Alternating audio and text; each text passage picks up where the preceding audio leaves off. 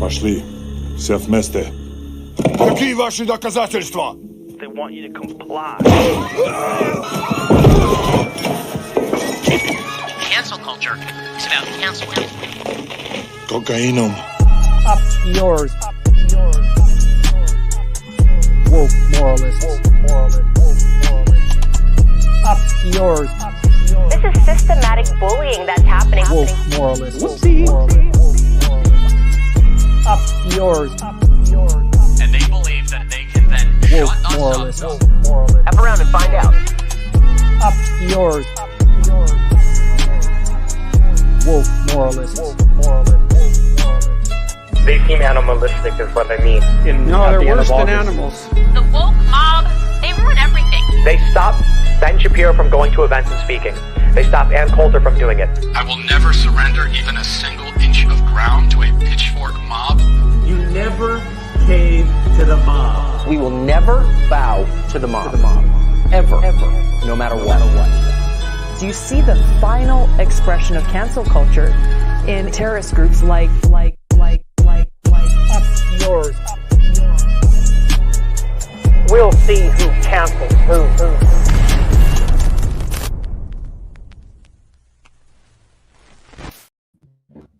Hey, everybody. Back just in time. Made it. Hi, friends. I was trying to get the charger at me always, even on my show. See, just the fool. But I was trying to make sure that this doesn't die on us. Hey, How we doing? Busy week. So, Good. should mention at the start here that Binder's out this week, but he did request that any super chats that would go to him to go to me. So, youtube.com/therationalnational. Dang, David, I was gonna say I'll I was answer gonna all of start that Binder with question. I was gonna start with, well, we have some unfortunate news about one of our hosts. We had to kick off Binder. oh my goodness! Yeah, Binder's been I cut. just gotta put that. Make sure that's part of the intro every time, Whenever one of us misses, I feel like we have to keep that going. and everybody's gonna be like, "Oh my god, not again!" No, That keeps happening. What actually happened Meh. to him? He died. yeah, No. say that. That's just the Some kind of family- joke he would have some family loved. thing. It's the way Yeah. he would have loved. That probably, yeah, I can see that for him. Yeah, no, he's at a wedding, actually, his cousin's wedding, so he will be back cool. the following week. Yeah. And so I got a haircut. He got all like fixed up, and yeah. Otherwise, he would not bother. Correct. He wouldn't have got that haircut. I mean, that was a lot of hair to cut. I mean that. So it was a big difference. So I'm like, he wouldn't have just cut it for the wedding. I think that was like a life change. Let's just rip into Binder for this whole episode. You know? They say when you cut He your does enough hair, himself. It's time to get it back. Yeah, I agree. they say when you cut your hair, something in your life is changing. So maybe something in his life is changing. Really? Maybe. Like I had to make it real deep, right? Because you guys, you guys are like, oh, Yeah, now okay, I'm bro. I'm thinking now, how often do I cut my hair? It's usually like every 3 months, maybe 6 months sometimes, and it gets really 3 long. months. Oh wow. Oh yeah, I take a while. Actually, this last haircut I got, it was like a month after the first one. I never do that. So you it just was a keep it quick right haircut. here. You keep it like just right just- up in here. Well, my hair tends to like I have like a Portuguese afro, so it kind of grows like up but like out, but then it eventually goes down, but it gets really poofy. Like the issue with like the reason why I can't grow long is it doesn't grow down properly. It'll just like get really poofy. Oh, me too. Yeah. It defies mine just goes gravity. like So, Yeah. Portuguese hair, it's tough. Like you've got to slick it down. Like if I don't cut my hair after it's like 1.5 inches, it just like all curls forward. Are you both and then I Portuguese? can't like, yeah, we're both Portuguese Oh, I actually. didn't know that. Wow. Overrepresented on I'm this half. show. I'm half. Are you full Portuguese? I'm full Portuguese. Yeah. I'm half Portuguese. Sure. Well, you can see something going on in the beard. So Yeah. you see Yeah. something happening That's in where the the beard. secrets are. Yeah. Mhm. Yeah. Although speaking of haircuts, I do have to get one this weekend because my beard is like insane. Very, very poofy, and it's all I'm trying But to eat. the ladies love the beards. I hear that. But Lance, to me, looks you got a nice majestic. baby face. Okay, we're not leaving you out. You have a Yeah. nice baby face. I can't grow facial hair. That's why. That's why I don't do it. Yeah. Yeah, there's some guys that can't grow facial hair, but it's okay. As long as some people grow hairless. it. Yeah, some people grow it to hide. So it's like it's a catfishing. Then you have hat fishing, Then you have beard What's fishing. hatfishing? Like hatfishing is when he look good with the hat on. Oh, Then he takes the hat off. That's a totally different person. That is a totally different person. And then beard fishing is when you cut the beard off, and that is a totally different person. Well, a beard is kind of like makeup for men. Like that's kind of like our version of makeup. Is it? True. Yeah, I mean, I put so much like products in my beard. Like I have beard oil, I have beard wax, which is basically like hair gel. Because I mean, it's like, you know, it's beard hair. Like it's not like the hair on your head, so you really have to make sure that it's, you know, it's kept. Otherwise, it's gonna get a little bit gross. So yeah, I do it. I try to make it nice. Take care of the beard. Yeah. Yeah, it's a whole process. I know it is. I can imagine, but yeah. Well, you know, beards, beardless. You know, you guys are all handsome. So. Oh, thank you. You're gorgeous yourself, obviously. Thank you. It's true. Thank you. I might grow a little bit of a mustache, but we are. Well, you know, I make sure I get it laser. We all right. I find that's a new thing now. When you compliment someone, you have to add respectfully at the end. Respectfully. You know? I'm not objectifying you. I'm not trying to objectify you. You are beautiful, but respectfully. Well, thank you. I do see how, you know, these days that may be a thing. I don't know if I don't want to say people are being oversensitive, but then there's just like a lot of creepy people and people who jump boundaries. So it sucks because, you know, somebody's giving you a compliment genuinely, but then they have to add things like respectfully. Women have to do that to men too. Like, hey, I think you're really respectfully, so they can know the difference. Hey, I'm not trying to push. Not hitting on you, just like saying it's nice. Yeah. Yeah. I think it's wholesome. I actually really like that. It's better than me every time. Like if I say like a girl's like pretty, I'm like, oh wow, you look really pretty. It's like, I'm gay, I'm not hitting on you. I'm sorry. So respectfully is a very nice like substitute for that. You're pretty. So Here's my husband, by the way. Yeah. Like I'm not saying it. I'm just saying like the hair looks amazing. You look really good. It's an even better compliment, you know. No, when a gay man tells you look good, you just know, girl, you look good. I'll take it. Yeah. Well, what's in the news on this Thursday? It's Friday Junior. I know there's a lot of weird things happen, just out of pocket things. So what you guys got on your radar? On that note, the most weird thing to me this week that happened is that Justin Trudeau, the Canadian Prime Minister, and his wife are separating. They broke up on the gram. Yeah, they broke up on the gram. It was announced on Instagram is where they announced it. It was like, okay. Wait. What's the information? Like, what is this? Now that I didn't know about, because Justin Trudeau was like one of the most finest, you know, for us back in the day. We were like, dang, Justin. Yeah, but that was before everyone knew about the blackface and all the other. Oh yes, that was before. Yeah, he's not clear. Let's be clear. He's a problematic crush. Okay. I'm not sure what I mean. I got to be honest. I don't really care what's in their personal history, but as far as I know, I don't know. There's like rumors of stuff and like maybe infidelity or something, but no one really knows anything. I think it's just they were married for 18 years and they have 3 children and they're tired of each other. Like that's probably what happened. It's got to be really stressful in a relationship. How long were they married? 18 years. Wow. I got 3 kids. Yeah.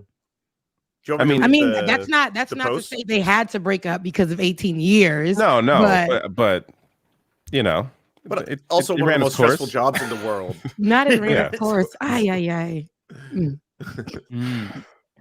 want to read it? What they said? Yeah. Go ahead. Yeah, it's very short. Let's get into it.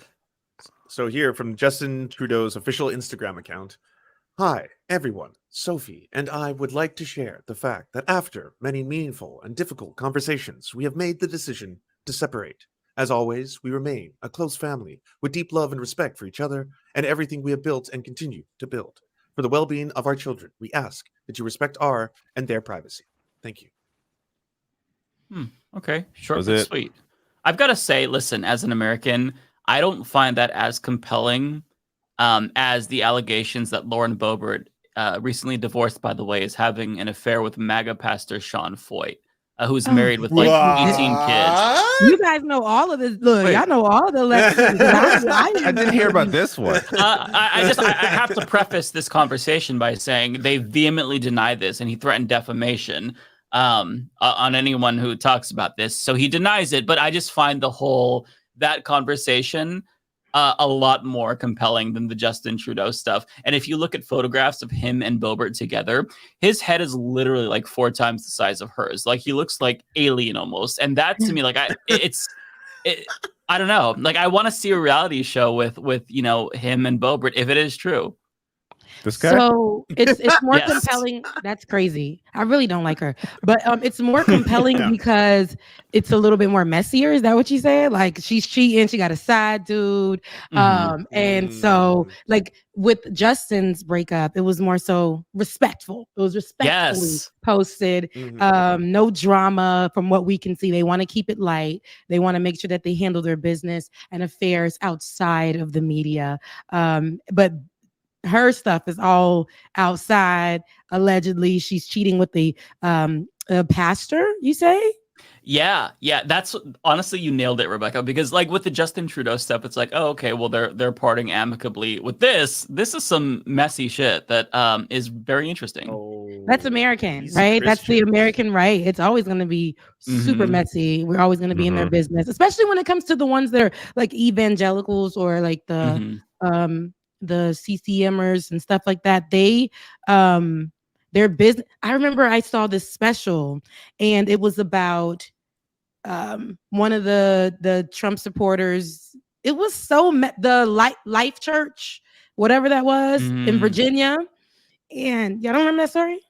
No. It sounds really familiar. Like I remember Life Church, but I can't place it. Okay, this church starts with an L, and the pastor was huge and was very supportive of Donald Trump. His dad was a mega church pastor from like way back then, and then he took over. And Life University is on the campus of where the church is. It's like a cult out there, and I think it's Virginia. And one of the people, I guess, he started sleeping with a young man who was a pool boy actually started sleeping. They do creepy stuff. Yeah, they do creepy things. But yeah, I wouldn't be surprised because that's where the mess is in the church. I love the church. I'm from the church, and but the white church has special mess. And over there on the right especially side, the evangelical ones, they're very the loudest ones hide the most.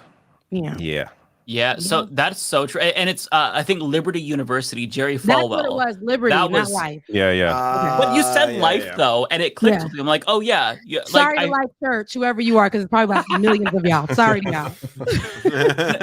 That's so true, Rebecca, about the white evangelical churches, because the church that I grew up in. So after I had left already, it's been years. So the pastor of that church had to step down because he admitted that he was into porn.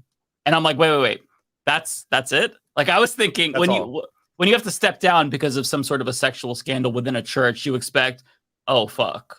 But no, this was just he looked at porn, and then later on he was restored. But I think like I don't know the story. My sister has the scoop. Was he caught, or did he just come out randomly and was like, I watch porn? I don't know. His wife may have caught him, but Sometimes the battle for people, though, when it can be an addiction, it can be a battle. And it probably was that for him.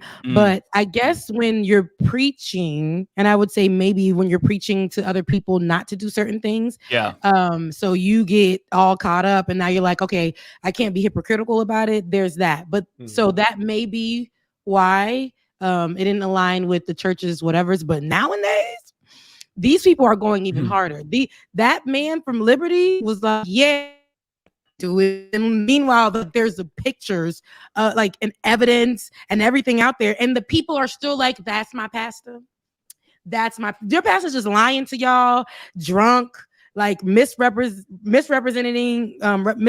how the church is supposed to be, and they are just." I heard that church can't be with politics. That's how I grew up. But over there, they were like, bring the politics right up in here. Let's bring the racism. Now, let's not cover it up with anything. Let's call it what it is. Let's protect white Jesus at all costs. And that's the important. Let's start like only us as the pastors can do crazy sex, things and be out there and ostentatious, but all y'all can't do that. But we can as pastors, and you guys should forgive us. and give us they your have money. so much money. Did you see that guy Ted Haggard? I think was his name. And they had private jets and stuff like that. And then he was all fire and brimstone. If you're a homosexual, you're a sinner, you're going to hell. And then he was caught doing like crystal meth with like 3 male prostitutes. You know, and it's just like they suffer the that's most. how it always is. Yeah, they suffer like they have their demons, and then they'll preach and be dealing with that. I wouldn't say it's every pastor because I'm still in the church, but I like to say, I'm a different kind of something. But at the same time, I'm like, I still side eye when I go into these new churches, black or white. And I remember going to I would say a white led church, but it was like so many Africans, like African Americans, literal like Africans. They were in the church, and that man got up there. I'm Haitian, and he got up there and said that our countries like in Africa and Haiti are cursed. He said that. Meanwhile, America is just sitting right here, literally good material for you to talk about that is just messed up. And he says like, you guys are just cursed. And that's why we were sent to go to your countries and restore and bring, and everybody in there was so shifty. Some people walked out. I never returned back to that church. So God, the things that they come up with is so psychotic sometimes. I'm reminded, this conversation is reminding me of an interview with Kenneth Copeland. So I posted a link to the interview in the private chat where he was confronted by a reporter about his prosperity preaching. And his response is so unhinged. I don't know if you all remember this, but it's here, I'll bring this such a good video. Yeah, because I mean, there's really no good explanation for it, right? But you could see like he didn't know what to say, and so the response was just hilarious. This guy's in this video, he's being grilled about like a jet or something, isn't it? Like, do you need, or does the glory of God need you to have like this jet? Yeah. This guy's amazing, by the way. You said that it's like getting into a tube with a bunch of demons. Why do you think that? The question. How are you, sir? We'd just like to ask He's you like, about why shit. you don't want to fly commercial. Why have you said that you won't fly commercial? You said that it's like getting into a tube with a bunch of demons. Why do you think that? No, just let me just say. He said that? Main reason is because of the need. If I flew commercial, I'd have to stop 65% of what I'm doing. That's really me. Isn't it true that you want to fly commercial so that you can fly in luxury? How much money did you pay for Tyler Perry's Gulfstream jet, for example? Well, for example, that's Tyler really Perry's none of your business. But isn't it the business of your donors? Listen, I paid. You kind of caught me off guard here. Okay. He's so demonic.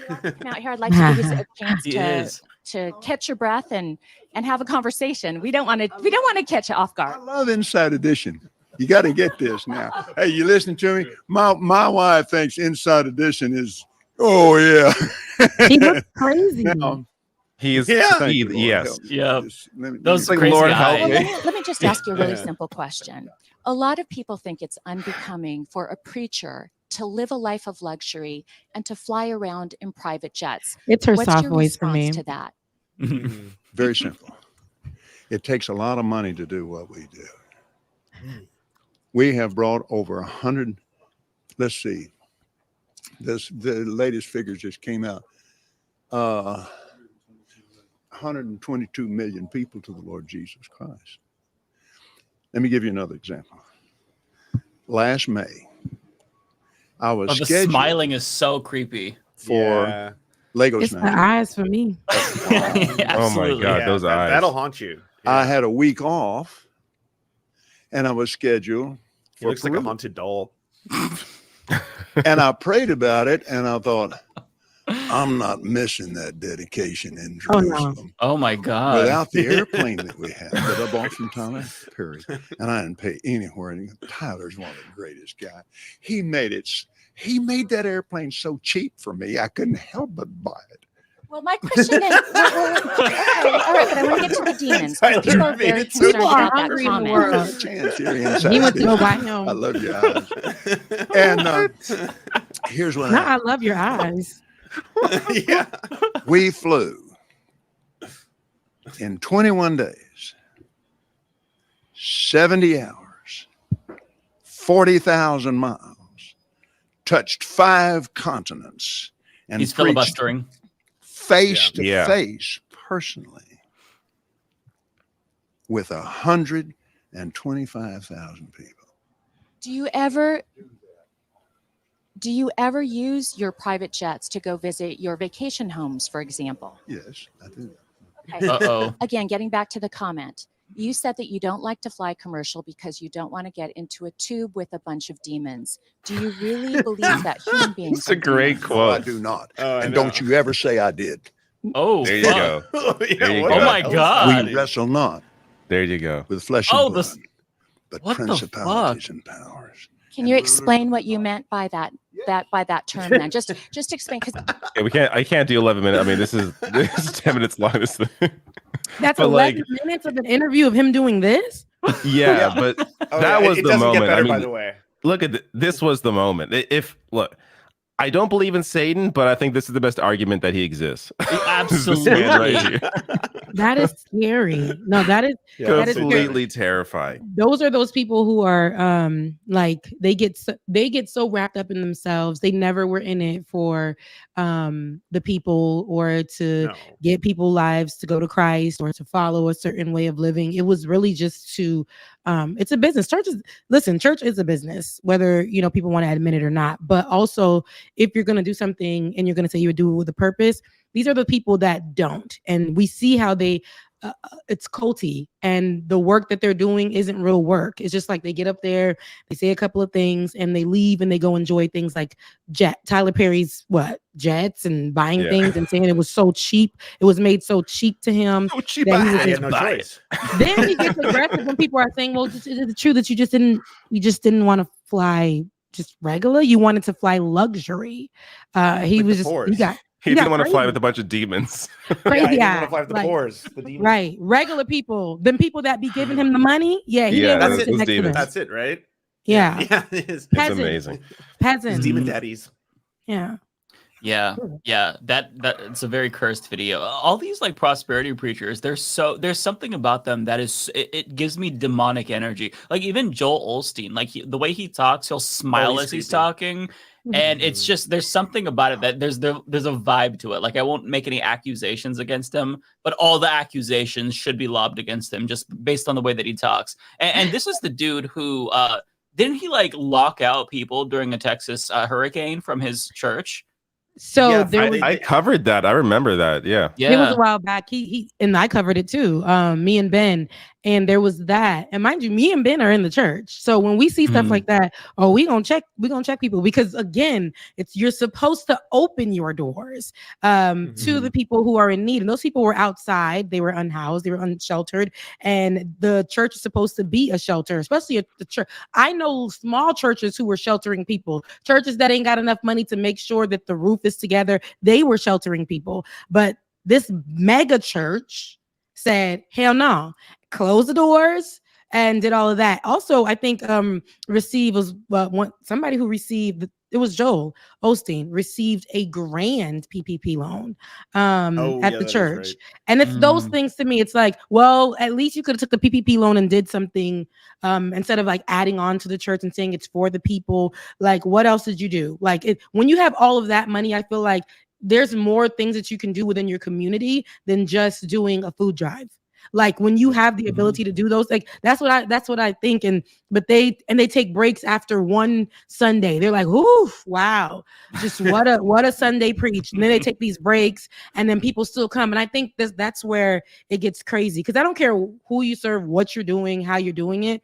If whatever it is, the people are, whatever you believe, it's supposed to lift you up. It's supposed to be helpful. You're supposed to have a relationship with at least the leaders in the church or whatever the case may be. When it's really big, I know it can't happen like that. But when you see that they're abusing people, taking advantage of people, I mean, it's okay to question it. You're not going to hell for that. It's okay to question where the funds are being allocated, what y'all doing, why people are still struggling, but you're asking them for the tithes, right? They're struggling. They can't pay their light bills, but they're still contributing to the church because you tell them if they tithe, something great will happen for them. And then when they're struggling and they come for benevolence, they have to go through 6 jobs. How long have you been in the church? Have you been coming every Sunday? All of these things. Yet it's easy for you to snatch up their money.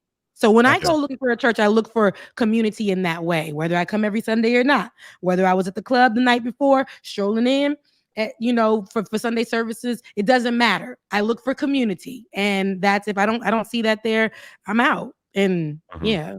Okay, so speaking of the money that could be better spent, I just looked it up. He bought the plane for $65 million and then spent an additional $50 million to customize. No, that was cheap. What are you talking about, Lance? That's that's true. He had no choice. He's getting robbed. No choice. I had to buy it. I had to buy it. 65 mil. That is like pennies. That was a deal. That meanwhile, imagine what 65 million can do. How much that can do. If I had just 1 million, I mean, yeah, 1 million works for me. Right. 10 grand. Right. Yeah. Yeah.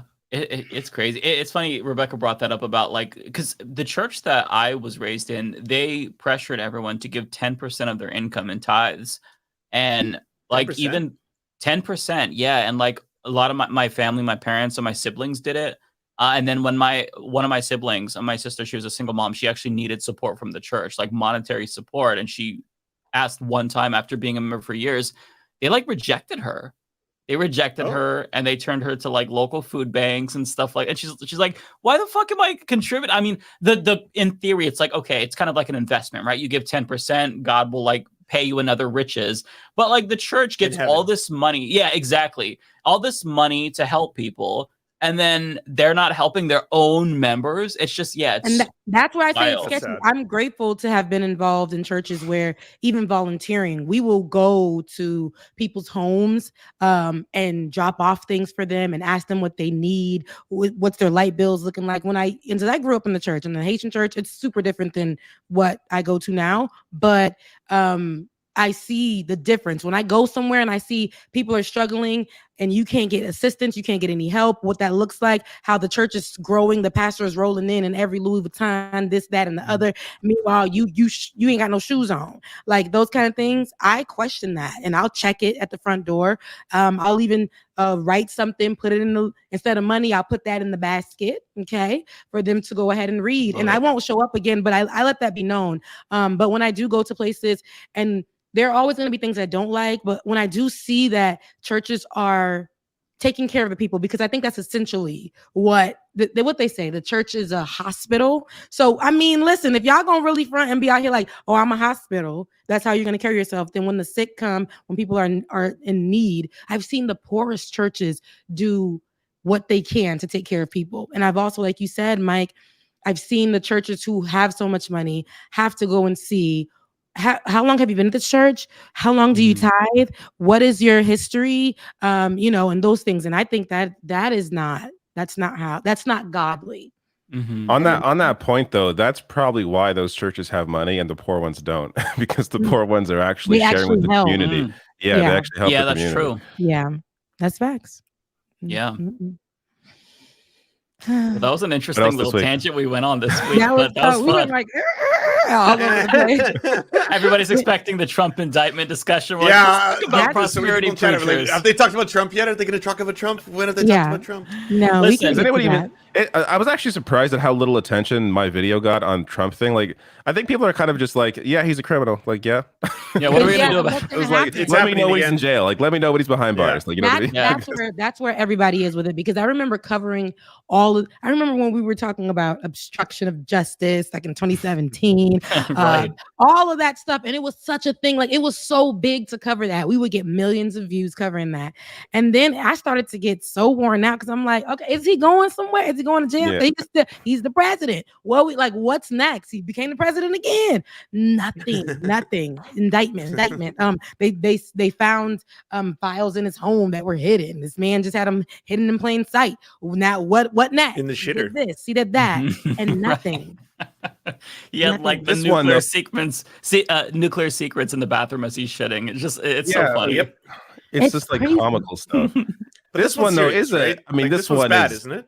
This one's the this is the big one. Let's be serious. They're all any one of the indictments would have sent anyone else to jail. This one is so big that it could probably, hopefully, even have some repercussions against Trump. Like this is, I mean, Right. like he tried to steal the election, and people around him were working to do that, and we're thinking about we're talking openly about using the Insurrection Act to instill that he remains president, like crazy shit. So they're not going to bring this forward without all the evidence they have. And all this, by the way, was already obvious like a year ago during the whole probe, the Jan 6 probe. So there's, I guess, maybe a little more information, a little more evidence they have now, but it's all very clear that he was a whole part of the scheme to try and remain in power. And you can't just let that slide. You can't just say, oh, well, let's move on. Like, no, you can't move on from that. You have, especially when that person's running again, like you have to do something about this. So the only question now. Sorry, go ahead. Remember those poll workers that had to be on the stand and their lives were changed and all that? Like they were dragged into this for nothing. They were embarrassed. They were it was tough on them. And here he is just walking around for free. I hate to see it. Something needs to happen. He did that. Whatever they said he did it. Oh yeah. Yeah. Oh yeah. The only question now. A video. Sorry, go ahead. No, I was just saying I shared a video that we have to watch because we're talking about this, but go ahead. Oh, I was going to say, like, the only question for me now is he going to be, if there's any repercussions, any sentencing, is it going to happen before the general? Like, because if it's not, and he somehow wins, all this is going away. Their whole tactic is delay. So that's his strategy right now, is just try and push this as far as he can and keep running and hope he's hoping he can, win an election before any of this comes down.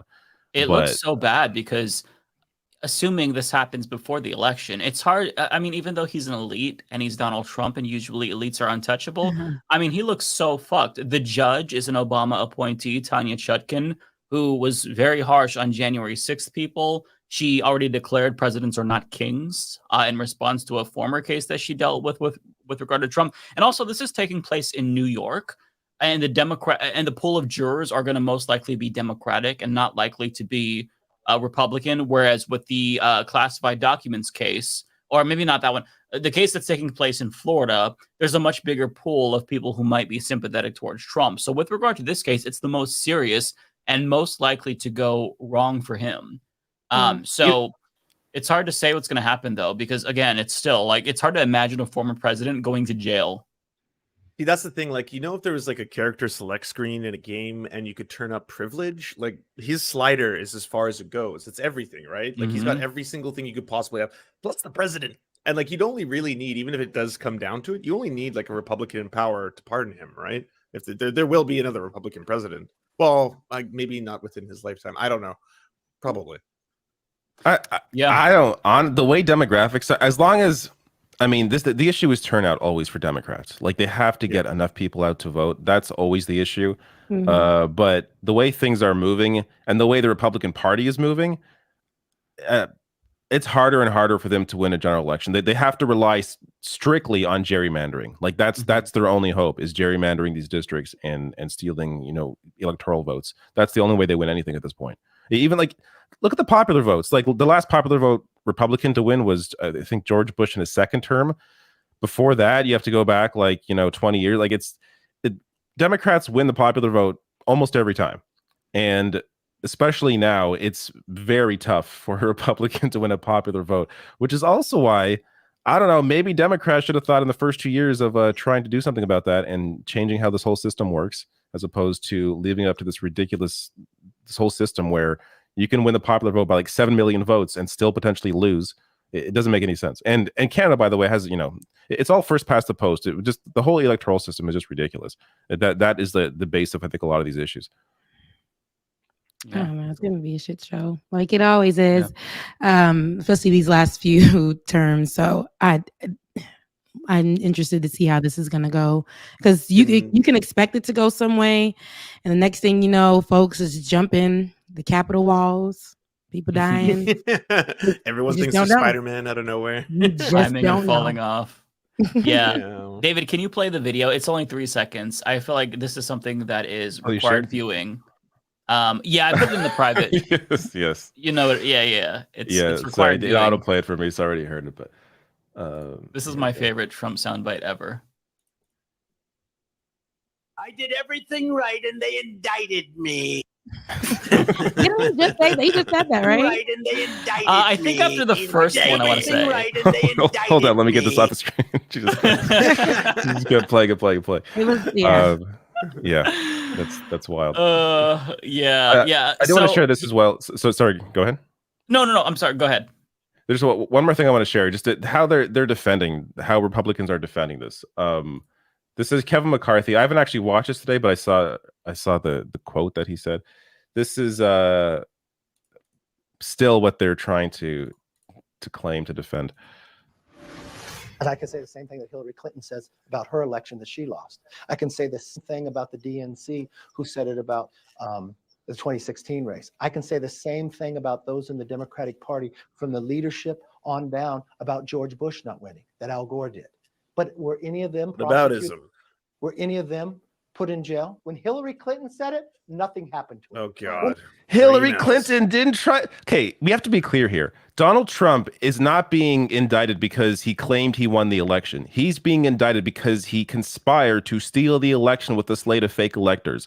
Hillary Clinton, as much as I don't like Hillary Clinton, did not do that. It's a very different thing when you literally try to steal the election in multiple ways and then get away with it.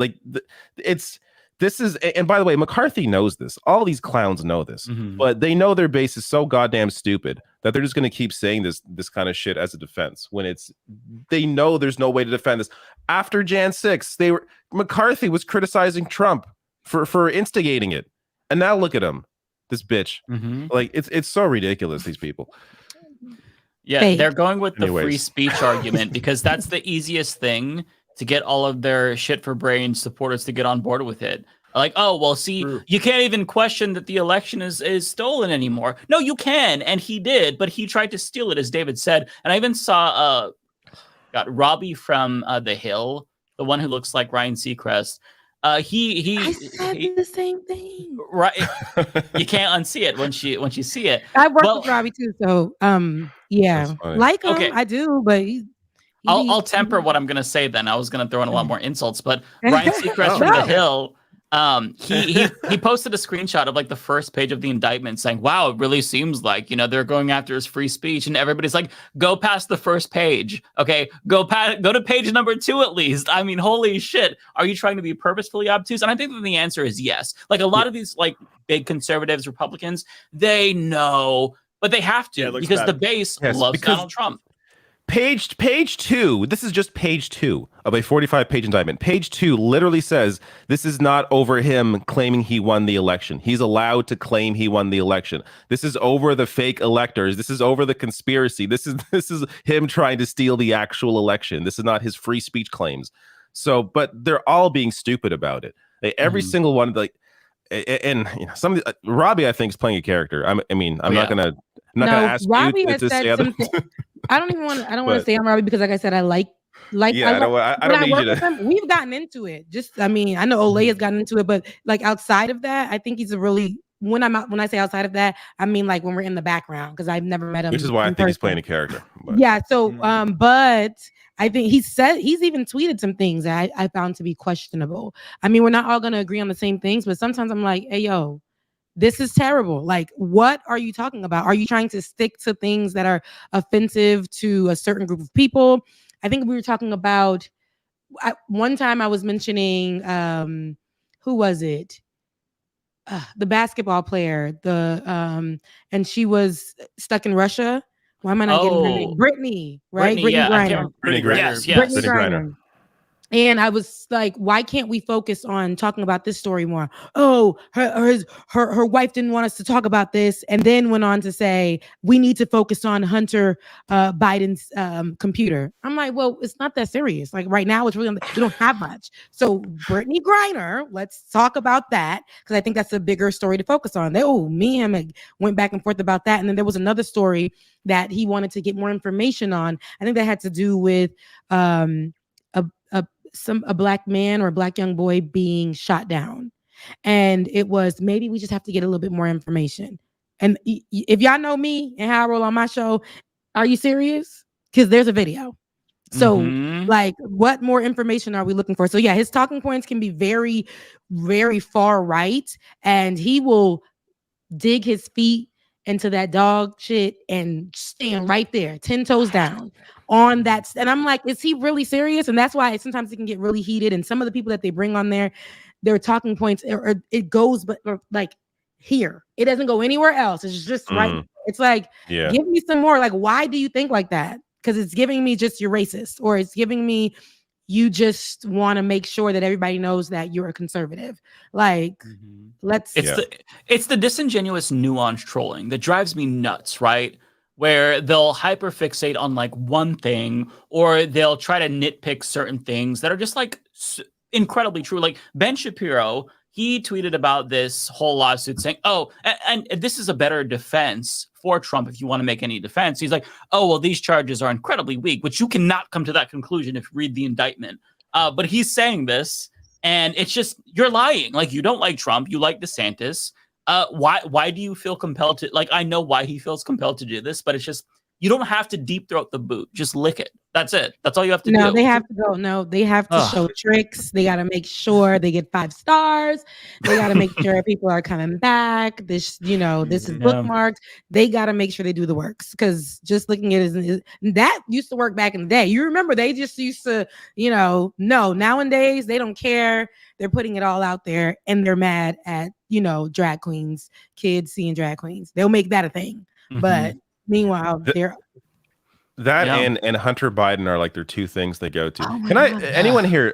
Anyone here, please tell me, why does Hunter Biden matter? He was not in politics, never, as far as I understand, never in a prominent political position, at least in North America. Like why does it matter? Meanwhile, Jared Kushner was in the Trump administration, leaves it, gets a $2 billion deal with the Saudis.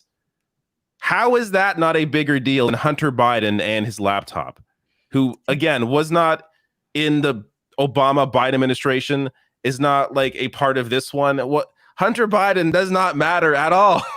Why is there so much? It's to me, it is the most boring and inconsequential story of the last 5 years. Oh no, they'll find it and they'll make it pop. They'll make that pop. There's nothing with that story. I don't even understand. I don't understand why anybody even cares. There's who cares about Hunter Biden?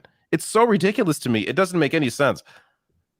It's like Benghazi. If Benghazi was like exponentially dumber and less interesting, like it's kind of like one of those situations, right? Like they'll fixate on something, and even though there's no there, or maybe there is, but still, who gives a shit? I feel like they've got to know that most normal people don't give a shit about Hunter Biden.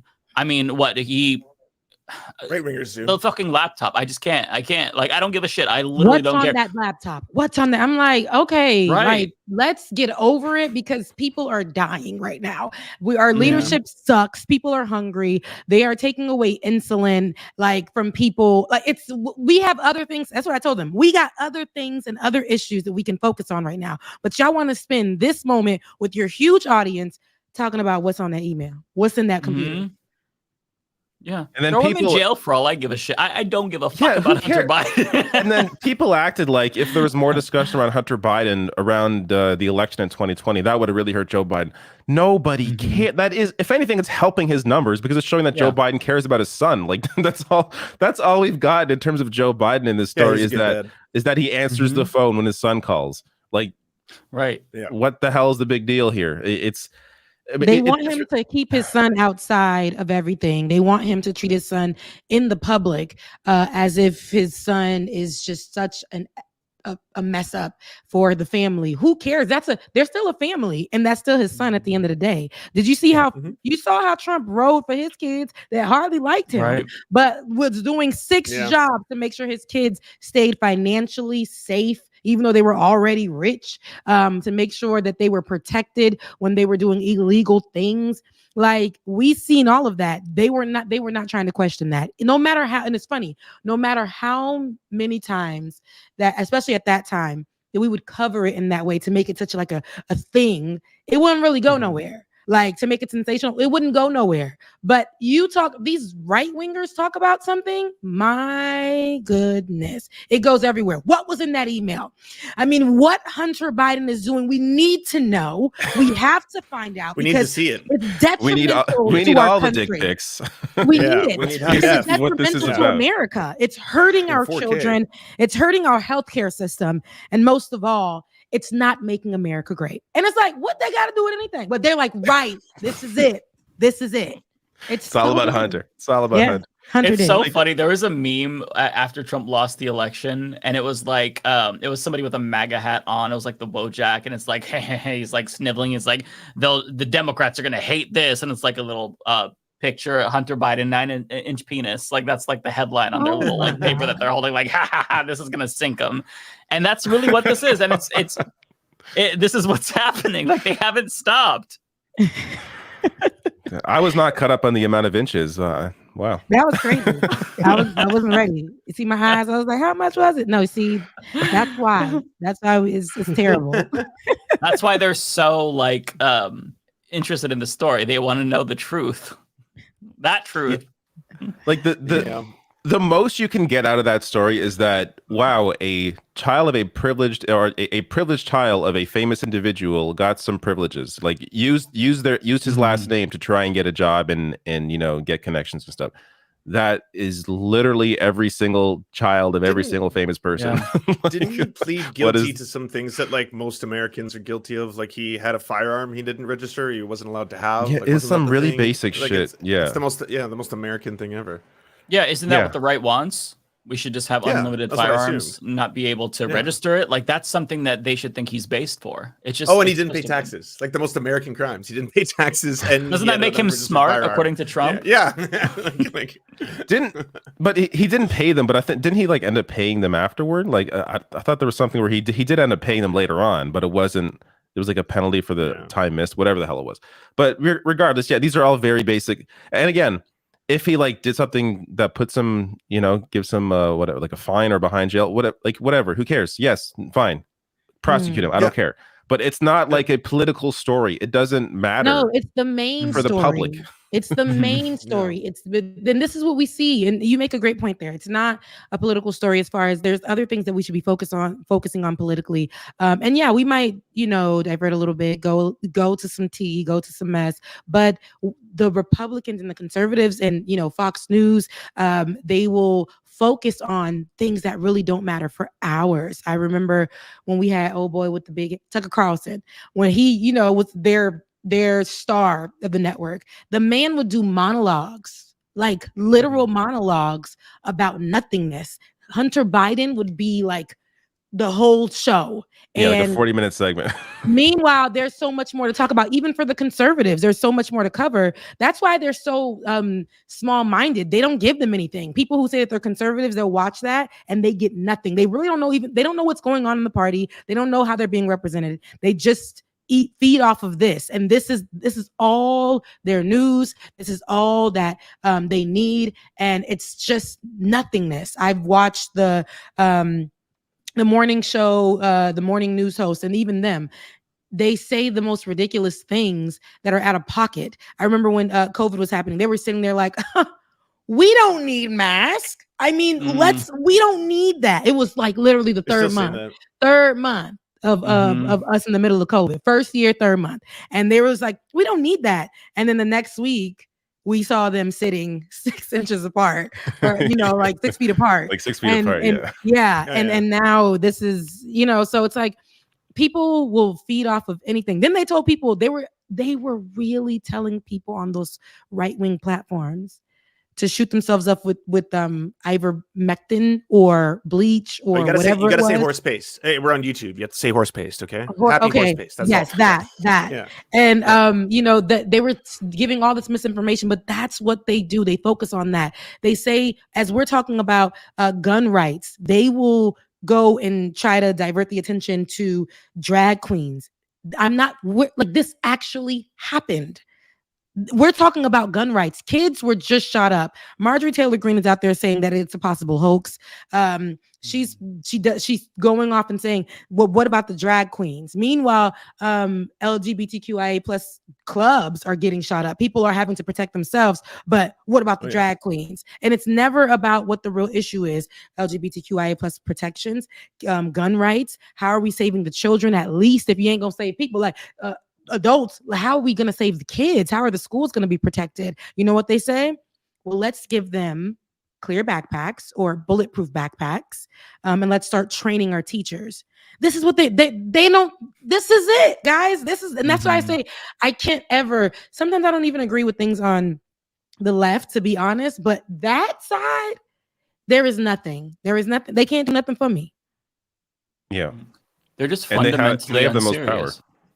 Yeah, and part of it is that they're able to distract all of us and raise the salience of issues that aren't really issues, because they have so much money, right? Like it's not just mainstream media; it's influencers online now. You know, it's social media stars, and this is how they do it. And they do it because if we weren't hyper fixated on these dumbass issues, like Hunter Biden and stuff like that, then we would actually focus on real issues, like people, like if they stopped attacking LGBTQ plus people, then we would be able to spend more time on other issues, economic issues, so they do this because the goal is to just like delay. That's kind of like the strategy with regard to climate change, right?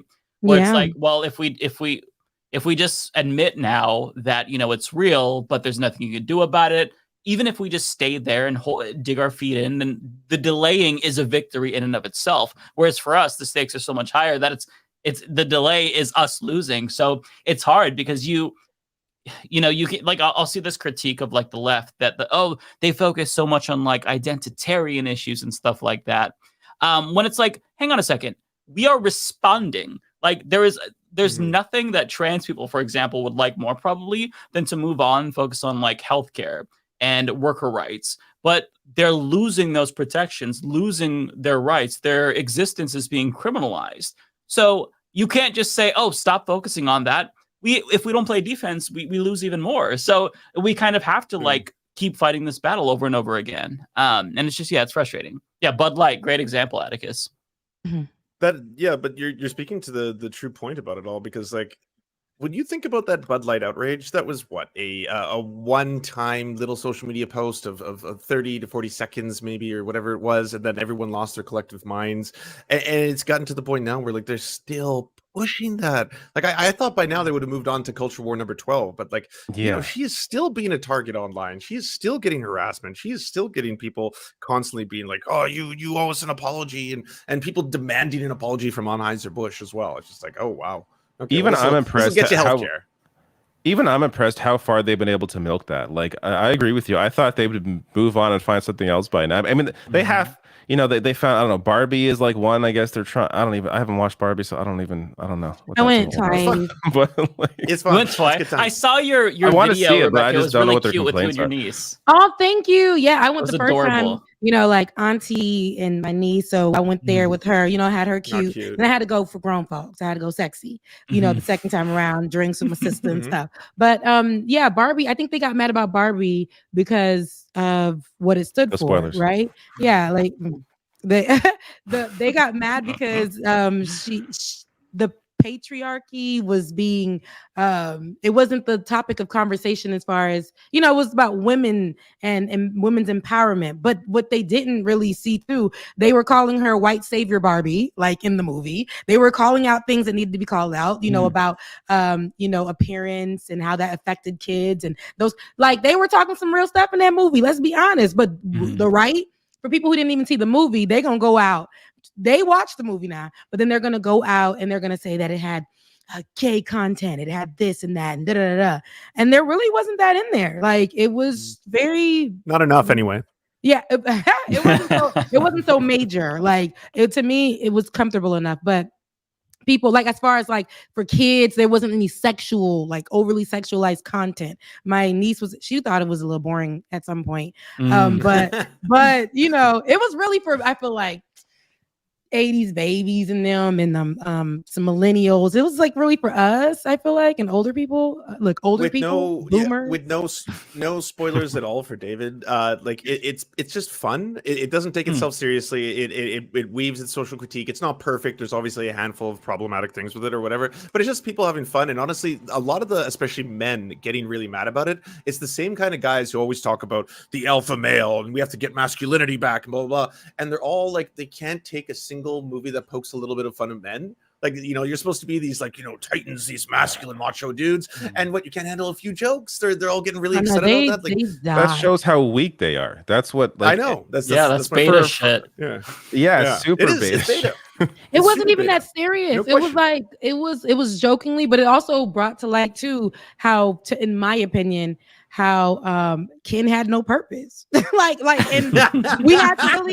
we had to be like, oh, I dang, never thought of that before. Ken had no purpose, and they really made everything about Barbie. But to me, at the end of the day, it was really to show that Ken had somewhere he could fit in, and Barbie was open to letting that happen. But Ken had to understand, like, you know, it's okay to have women lead as well. So it was like everybody has their place. We can work together and make it happen. But people didn't want to see it that way. You got the right wing folks. They don't went and seen it, enjoyed it, but came back home with the talking points. As you guys were saying, how Robbie is, came back home with the talking points and needed to lead the charge in that way to keep the momentum of hate and division going. Did Robbie like it? No, I didn't see. I'm saying like how we say how Robbie would get on and say things and talking then a lot of shit about in the background. No, the thing is, outside of that, I've never even met him, Robbie is so sweet to me. Robbie's so sweet to me. But when we on air, it's like there are things that I can say. Sometimes it can get a little heated, you know, depending on what we're talking about. The only way the right would have been happy with that is if the movie was called Ken and not Barbie. If it was about Ken, they would have loved it. They said if they want to do a multiverse for them, they did. They the Barbiverse. Oh wow! I heard of that. Oh no, Mattel wants to do it. Mattel wants to do a bunch of toys. Yes. Yeah, Polly it's gonna be with Pocket, Mattel the toys. movie. Yeah. Hot Wheels. Monster or something. No, I think this it's is like not. We have Barney to stop or this. something. They said Barney. Some weird, like they were like going. They had a whole list of them, and I'm like, now why would they do that? But you never know. Now Barney's gonna be on drugs. I don't know if Barney's on the list, but you don't know what the stories are gonna be hitting Whatever on. they can milk. I mean, Yeah. you know. I think Barney They'll is do on it. the list actually. Yeah. Okay, I've got to ask. Did you all watch Barney when you were kids? So I did. Yeah, No, I think I was a little too old for it. I watched. Yeah. How old are you? You guys are. How old are y'all again? I was born in '85, so yeah. You're still a baby. Like Barney should have been. You weren't too old. When was for it. You Barbie just didn't watch it. Barney big? I Like, was what like year? 4 or 5 when Barney was really big for me, and I got into it. And then like a year later in first grade, the kids were saying Barney was gay, so I stopped watching it. But secretly, I really liked it. Because look Kids at your are so life. Look at who you are. You already knew. That's true. That's true. Yes. Yes. Barney was my favorite though. Was Baby Bop on Barney? Hey, Baby Bop was on, and then there was BJ later on. Okay. I only know that the was lore Care because I have Bears. nieces who watched it afterwards. So Okay. don't think I'm No, watching that's Barney fine. first. You when you're an uncle or an auntie or whatever, you watch the kids shows. You know what the kids shows are. You know, I know the parents already do, but I mean, I was watching. My niece made me. I thought that I didn't know there was a Barbie like series show. Now I'm watching Barbie. My dang camera, but now I'm watching Barbie, and now I see there's so much drama in Barbie already. Look, it's crazy. No, I was not super into. Well, yeah, Barney. But what did I watch? I mean, I watched mostly cartoons as a kid. For some reason, I had a real problem watching live action children's shows. Like I just didn't like any of those. Like, so you didn't watch Power Rangers? Actually, Power Rangers was I watched Power Rangers. No, that one I did like. That one was more geared toward like I'm talking more like real children's shows, like Barney geared for kids, okay. with like real people in them. Like Right. I didn't like any of those. Like when I was a kid, I watched Teddy Ruxpin. That was a great cartoon. That's from my childhood. It's a What really was old. it? What was it? Teddy Ruxpin. That's like an 80s true 80s cartoon. And I don't know other cartoons I'm sure when I was a kid, but for some like Chip and Dale Rescue Rangers, that was cool. That was a cool show. Oh yeah, I love that show. Yeah, but I was never into the live action I stuff. was like the older shows would be like Arthur, Franklin. That was good. like Had Steven Crowder the in it. Berenstein Bears. Berenstein Bears, yeah, I like them. The Smurfs. Tailspin says Didn't the Tokyo Bernstein Haunts in the Bears chat. get Definitely Tailspin for canceled? sure. Darkwing Duck. Oh Wait, yeah, Didn't the Bernstein Bears I go heard racist something. or something. Am I I wrong heard on that? something about that. But Yeah, I it didn't, sounds familiar. Like Like, Kyle, I didn't know. Pandas move in next door, and they don't like the pandas because they're like, For real? Oh, I think so. Yeah. Oh my Yeah, god. I think that's an actual. I don't remember any of that. No. Mm. But the newer shows, I feel like I was watching with my nephew. Well, he just turned 11 the other day, and it was. I remember I was watching. I was combing his hair out. He was like 2, and we were watching Caillou, and I said, "No, you can't watch that because that is problematic." And what is it? to me, because Caillou was throwing tantrums and looking at his mama crazy, talking to his mama crazy, and now I was watching how it was affecting the kids. Like I'm like, oh no, this baby is throwing tantrums and like at his mama for little things, and now y'all think you're gonna walk around here and do the same thing? You will not. You will not. Meanwhile, the Berenstein Bears, they were spanking kids. Were they? They were spanking the kids on there. Yes. I don't remember any of that. I forget all specifics. I just remember the Berenstein Bears as like the characters, but I don't remember any of what that show was about. Or the See, lessons. I watched a lot of Beast Wars as a young man. That was my favorite. Yeah, I watched Beast I watched that. And then they just did the Transformers Beast Wars movie. It was so disappointing. That was my childhood. Aren't they all bad? Oh. They're all bad, but like they made the Beast Wars just look like robots when they're supposed to be robots in disguise. But so they made like, like it just looks like a robot gorilla instead of a gorilla. So what's the point of him transforming then? You know what I mean? And so it made me mad. And like Cheetor and Rhinox had like no lines. So yeah, but Beast Wars was another really big one for. Bobby's World was good. Look, I'm looking at Bobby's World. Bobby's World. Nickelodeon had their whole like Ren and Stimpy was amazing. Ren and Stimpy. That was Those crazy were my favorite wild. cartoons. Yeah, that was like wild. Yeah. Rock Life.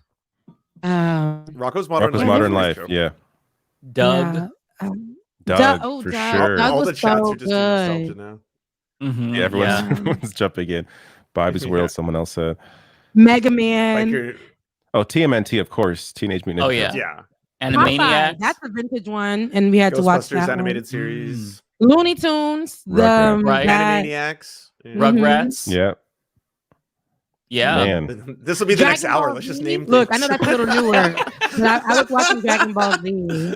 Did you guys watch Power Rangers? Oh yeah, I know. I watched it. Absolutely. Power Rangers, yes. But the first generation Power Rangers. Okay, There's so like the 3 or first 4 now. generation. So what? Because everybody was a character. You know, when you watched it, you picked the character that you related to, and that was you. Who was your favorite color or character in Power Rangers? I always thought it was cool when the new ones came in. Like there was a Green Ranger at some point. I was like, Yeah. oh, he's cool. Jason? He's a new guy. Green Ranger was cool. Jason?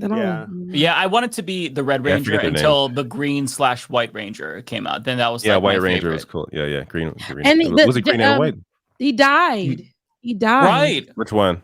Yeah, the Pepper- Did you do actor. a murder suicide? The Green White Ranger. Oh my god. No, I think Yeah, it's it's just No, the it is- Red Ranger. I don't remember. Let me not say. I think it was the Red Ranger that died. No, I think the Red Ranger. I think the Red Ranger is a porn star now. Okay. No, that's the Blue Okay. Ranger. That's the Blue Ranger. Oh, the Blue Ranger is a porn star. Yeah, I believe. Well, so. the White Ranger died. Jason David Frank. But he didn't kill anyone, right? No, just himself. It's a sad story. Okay. And do you know that Trini actually died a long time ago in a car accident? Yeah, and she was my favorite. She's the reason why my my favorite God. color is yellow. This is the worst conversation. The Red Ranger. The Red Ranger killed someone. It was the Red Ranger. The Red Ranger. Oh killed my someone. god! What the hell? Yeah. Yeah. How are they all so fucked up? Okay, Yeah, this is a sword. different Killed conversation. someone with a sword. What happened with the Yellow Stabbed Ranger, multiple times Mike? with a sword. She got into a car crash and died like not that long after the show got popular. They did not have good fates, eh? Did anyone get out clean? That's why they had like a new. That's a cursed show. I didn't Is know this it not a was. cursed land or something? This sounds. Oh my God. wild. Yeah. Really bad. Yeah, I remember me God. and my nephew were like closer in age, like siblings wise. He's like 5 years younger than me. So I had the White Ranger costume for Halloween, and he had the Yellow Ranger costume because that's all that there was available. So I made fun of him. Oh, you know what we should be So- using this so whole mean. segment for? Rest in peace to Paul Reubens. I know. Pee-wee. Yeah. Bender's not here to Mhm. talk Oh, yes, about yes. this. Yeah, Bender was a Yeah, huge I forgot fan of about him. that. Bender was a big fan. I was Yeah. on a Bender show that was very long, and he kind of like went through all of how this was like his whole childhood, and even met Paul Rubin. Yeah, I saw the photo. Yeah, so yeah, this was sad for Bender. I did watch a little bit of Pee Wee Herman as a kid, but I wasn't like super into it. But yeah, I know that he was a lot of people's childhoods. Yeah. I always found him weird. I never. Oh, never thank really you. enjoyed I the didn't show. want to say that because I didn't No, it is know. weird. It is a weird character. It is a weird character. No, It's not going to vibe with so everybody. A lot of people love Pete because that's childhood, and it, I would say as we get older, we see a lot of our childhood favorites, and I think that's just a reminder of not getting old, but getting older and how people come and go. But like so much of our childhood favorites, or people that we grew up watching, are passing away. But The Voice, when I was younger. It was the voice and just his mannerisms. I'm like, I don't like this It guy. gave me creepy. I know that they're, tabloids at the time. And what I thought when I was younger was that he was, and this is not, there is no truth to this, but this is what was in my mind, that he was a creeper. I don't know why I thought put so that too. together. That's what I thought. They tried to present him that way Unfairly because he did a slandered. very normal Yeah. thing. Yeah. Yeah. So he went to go masturbate in a porn theater, which is something that adults do, and then that's you kind of buy a ticket, you buy consent to go do that. It was said that he walked into a regular movie theater and exposed himself. That's what not it is, what and happened. that became the And truth. That's not what happened. Yeah, I know. That became the thank truth. You for clarifying that. And as a kid, that became the truth that I heard. Because that we played telephone. We didn't have social media to really clear up things and stuff. With what they put in the tabloids, that's what it was. So I put that together, and then it was just, I'm like, oh, he's a creepy person. Like, he touches kids. And that's not true. It's not true. It's not. No, and the really sad thing about that was that there was a lot of homophobia tapped into that story as well, because that was actually a thing for it was and still is in large part very unsafe for gay men to hit on other men, because sometimes they can try to fight you or stuff like that. So there were spots that people could go there where you would know that you would be amongst other gay people. That was one of those environments, and they tried to reframe the whole story like he was somehow exposing himself to kids or doing something untoward. It really sucks. He got unfairly canceled for years. Yeah, that is really sad, because I had the same idea as Rebecca. I thought that he was accused of pedophilia. I had no idea. So we all had this false idea based on 90s tabloids, or maybe it was 2000s, I'm not sure, but it's crazy. I guess that's one of the benefits of social media, that now he could have corrected the record. I don't know. Yeah, you could look into stuff quicker and get, even though a lot of fake shit spreads at the same time, if you're not a moron, you can find the truth. Right. That was a vintage cancel. So whatever was out there, that was that. Vintage cancel. Did you all see that meme that was even without social media, we all somehow managed to spread a rumor in high school that Marilyn Manson removed his ribs to suck his own dick? I heard that too. It's not true. It was 100%. But in my high school, we spread that rumor. It's not I gotta true. say, if you told me that was true, I'd be like, oh yeah, I heard that.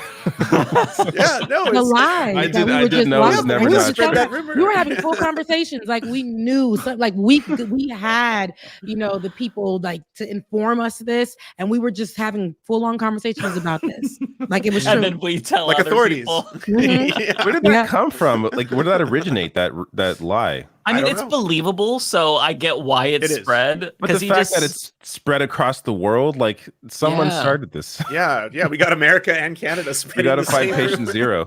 Yeah, it's wild. The lies that we just will carry around with us in our back pocket. That's so funny. I forgot. He Oh just my turned out to be a god. monster. That's all. Yeah, he's evil for different reasons. Not that he's actually wanting to. evil. Yeah, not that wanting to remove your rib to auto-fillet yourself is evil, but we had different thoughts about him. You know what I mean? That's inventive, actually. Ingenuity. Yeah, I mean, if you were that, He was ahead of his dedicated, time. then You had kudos to That's you. real dedication. Yeah, At the same time, Not why real. would a rock star need to do that? You know what I mean? True. He's probably doing just fine. There are so many stupid rumors. I knew about that rumor, and then there was Janet Jackson having a secret baby. Real, I didn't hear that one. Yeah, look, cause see, white folks. See, I know about y'all tea. See, I ain't know. Listen, literally, you guys are like, Where's the wow, reciprocity? never heard of it. No, Yeah. but that was the rumor. Janet Jackson had a secret baby, and then as we got older, the early 2000s, late 90s, the secret baby. This is so dumb, and the fact that we would walk around and be like, Ashanti is that secret baby. Ashanti, Okay, the They singer thought it is- was Ashanti. We really were Yeah, out here that's- putting that I out was there about to as pipe in with that. Bible verses. We Oh were my saying God. that Ashanti was Janet Jackson's secret child. Now, Oh my why- Yeah, I remember that one. why would we? It's crazy. Wait, is Hippie Ninja is saying Richard Gere and the Gerbil? Is that not true? Because That one's I've not been true. saying that a lot. Wait, That one's made up too. oh my God! I thought Yeah, that was one's real. Mhm. Oh, this poor man. What's the he's been gerbil one again? slandered. It's something about a gerbil and an ass. Is that what we're talking Yeah, about I here? think he's the guy that put the What? gerbil in his butt, right? What is happening here? Mike's brought this up before, and I'd never heard this. So just Yeah, like, no. So there was one of these actors, one of the Richards. I don't know which Richard. It's one of the Richards, One the of the old Richards. white Richards. I mean, thousands. But he like apparently put a gerbil in his ass or something. Yeah, I it li- was. So it it's was not. Richard Oh my Gere God! fake I rumor. actually. That one's Oh, it not was real. Richard But Gere. to the yeah, Oh Richard. my person God! who's saying I'm so did sorry, R- Richard. to the person saying did R. Kelly marry Aaliyah, that is true, and he did do it when I think she was 17 or 16. So that one's an unfortunately true shitty story. Jesus. I didn't know that actually. Oh Yeah. wow! Yeah, before she died. Damn! Oh my! I can't. My mind is blown. That's so crazy. Because I always thought this dude is like. Whenever like I hear about Richard Gere, I'm like, oh, fuck him. You know, Oh just my God. it was. Because Yeah, you were shove upset it that he in put that someone's gerbil in his behind. Yeah, like how could you do that to an Animal innocent abuse. creature? And I Ay, was ay, ay. thinking, like I joke about this with friends. Like imagine, like that gerbil had the worst death of any creature. Like he Oh died my in this God. old dude's fucking ass. Like he should be prosecuted for happened. this. Like we can't just let this go. Richard Gere is like, I don't know, comes off as like the most just like normal kind of act. Like he's just a normal actor. Like He he's like does. a He normal doesn't dude. deserve Like this. so, I like still can't- I just still can't funny look at to him. think that he would do. He out of anybody would do that. Like it's just so out of character for him. God. Well, and then there was the song from Eminem, "Fack," where he didn't say Richard Gere, but I thought that was a reference. So it kind of like reinforced this Oh my conspiracy God. theory that I That's was led to hilarious. believe. That's wild, though. I actually feel really bad, although I still think of him in a very negative way because it's going to take years to undo that thought of Richard Gere. Like I wanted him to be arrested for this. I was going to do a civil arrest if I saw him in person. Not a civil. I bet you there are like a lot of things that we think are true that were embedded in us as like children and just are not true, and we're going to So- slowly unlearn them over the next Yeah. few decades. So, but you see now with social media and and I'll touch lightly on this because I don't really know how to feel about the story. But see now with social media, things come out so quick. Your favorite stars, right? Who are big and who are all of this. And I'm talking about Lizzo.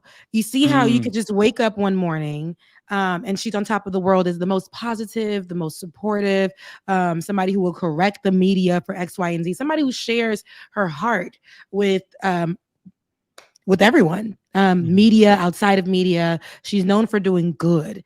At her performances, we see her talk about body positivity. And in the latest news that's coming out, people who are former dancers, people who've worked with her, they're painting her out to be, or allegedly saying that she's done everything opposite of what we know her to be or what she stands for. And then her apology that came out this morning. Oh, I said apology, my bad. Her statement that came out this morning. It was not an apology, correction, where it was just kind of surface, not really addressing anything. And but I'm not sure where to be on it right now, so I don't know how to have this conversation. But I just wanted to point it out.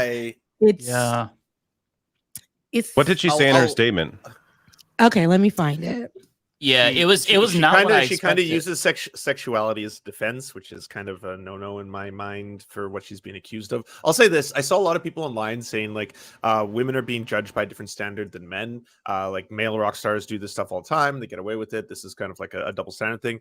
And to which I'd say there's no question. There's obviously a huge discrepancy in that regard, but that doesn't make any of what she's accused of tolerable or acceptable. Especially because like it involves underpaying your staff, not paying them overtime. It involves involves like pressuring or coercing them to do sexual things they didn't want to do. And if true, I mean, like, yeah, it doesn't matter who it's being done to or by whom, it's bad if it's true. Yeah. So Lizzo said online, she was responding to the lawsuit. She put this on, I guess, Instagram, Twitter. She said these last few days have been not this going out on me. Hold on. She was like, these last few days have been gut-wrenchingly difficult and overwhelmingly disappointing. My work ethic, morals, and respectfulness have been questioned. My character has been criticized. Usually I choose not to respond to false allegations, but these are as unbelievable as they sound and too outrageous to not be addressed. These sensationalized stories, she said, are coming from former employees who have already publicly admitted that they were told their behavior on tour was inappropriate and unprofessional. She went on to say, as an artist, I have always been very passionate about what I do. I take my music and my performances seriously because at the end of the day, I only want to put out the best art that represents me and my fans. With passion comes hard work and high standards. Sometimes I have to make hard decisions, but it's never my intention to make anyone feel uncomfortable or like they aren't valued as an important part of the team. So now, mind you, the videos that came out were allegations, and these were of the former employees, some of them dancers, some of them creative directors. They were detailing some of the events of them being in Amsterdam, going to parties that they didn't know about, being forced to do sexual things, being a part of the show that they didn't want to be a part of in, I guess, the red light district. They were detailing things, and they detailed saying that while they were dancers, they were told that they were gaining weight, they were drinking, or accused of drinking. It was almost like how they were saying it was that they were being like hazed. And so they were fat shamed, allegedly, and forced to do sexual acts.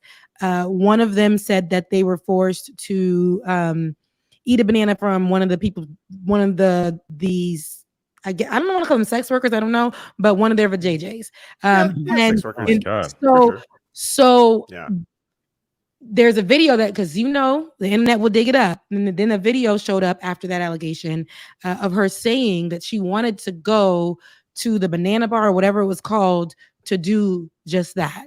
And to me, that doesn't make it true. That in the video.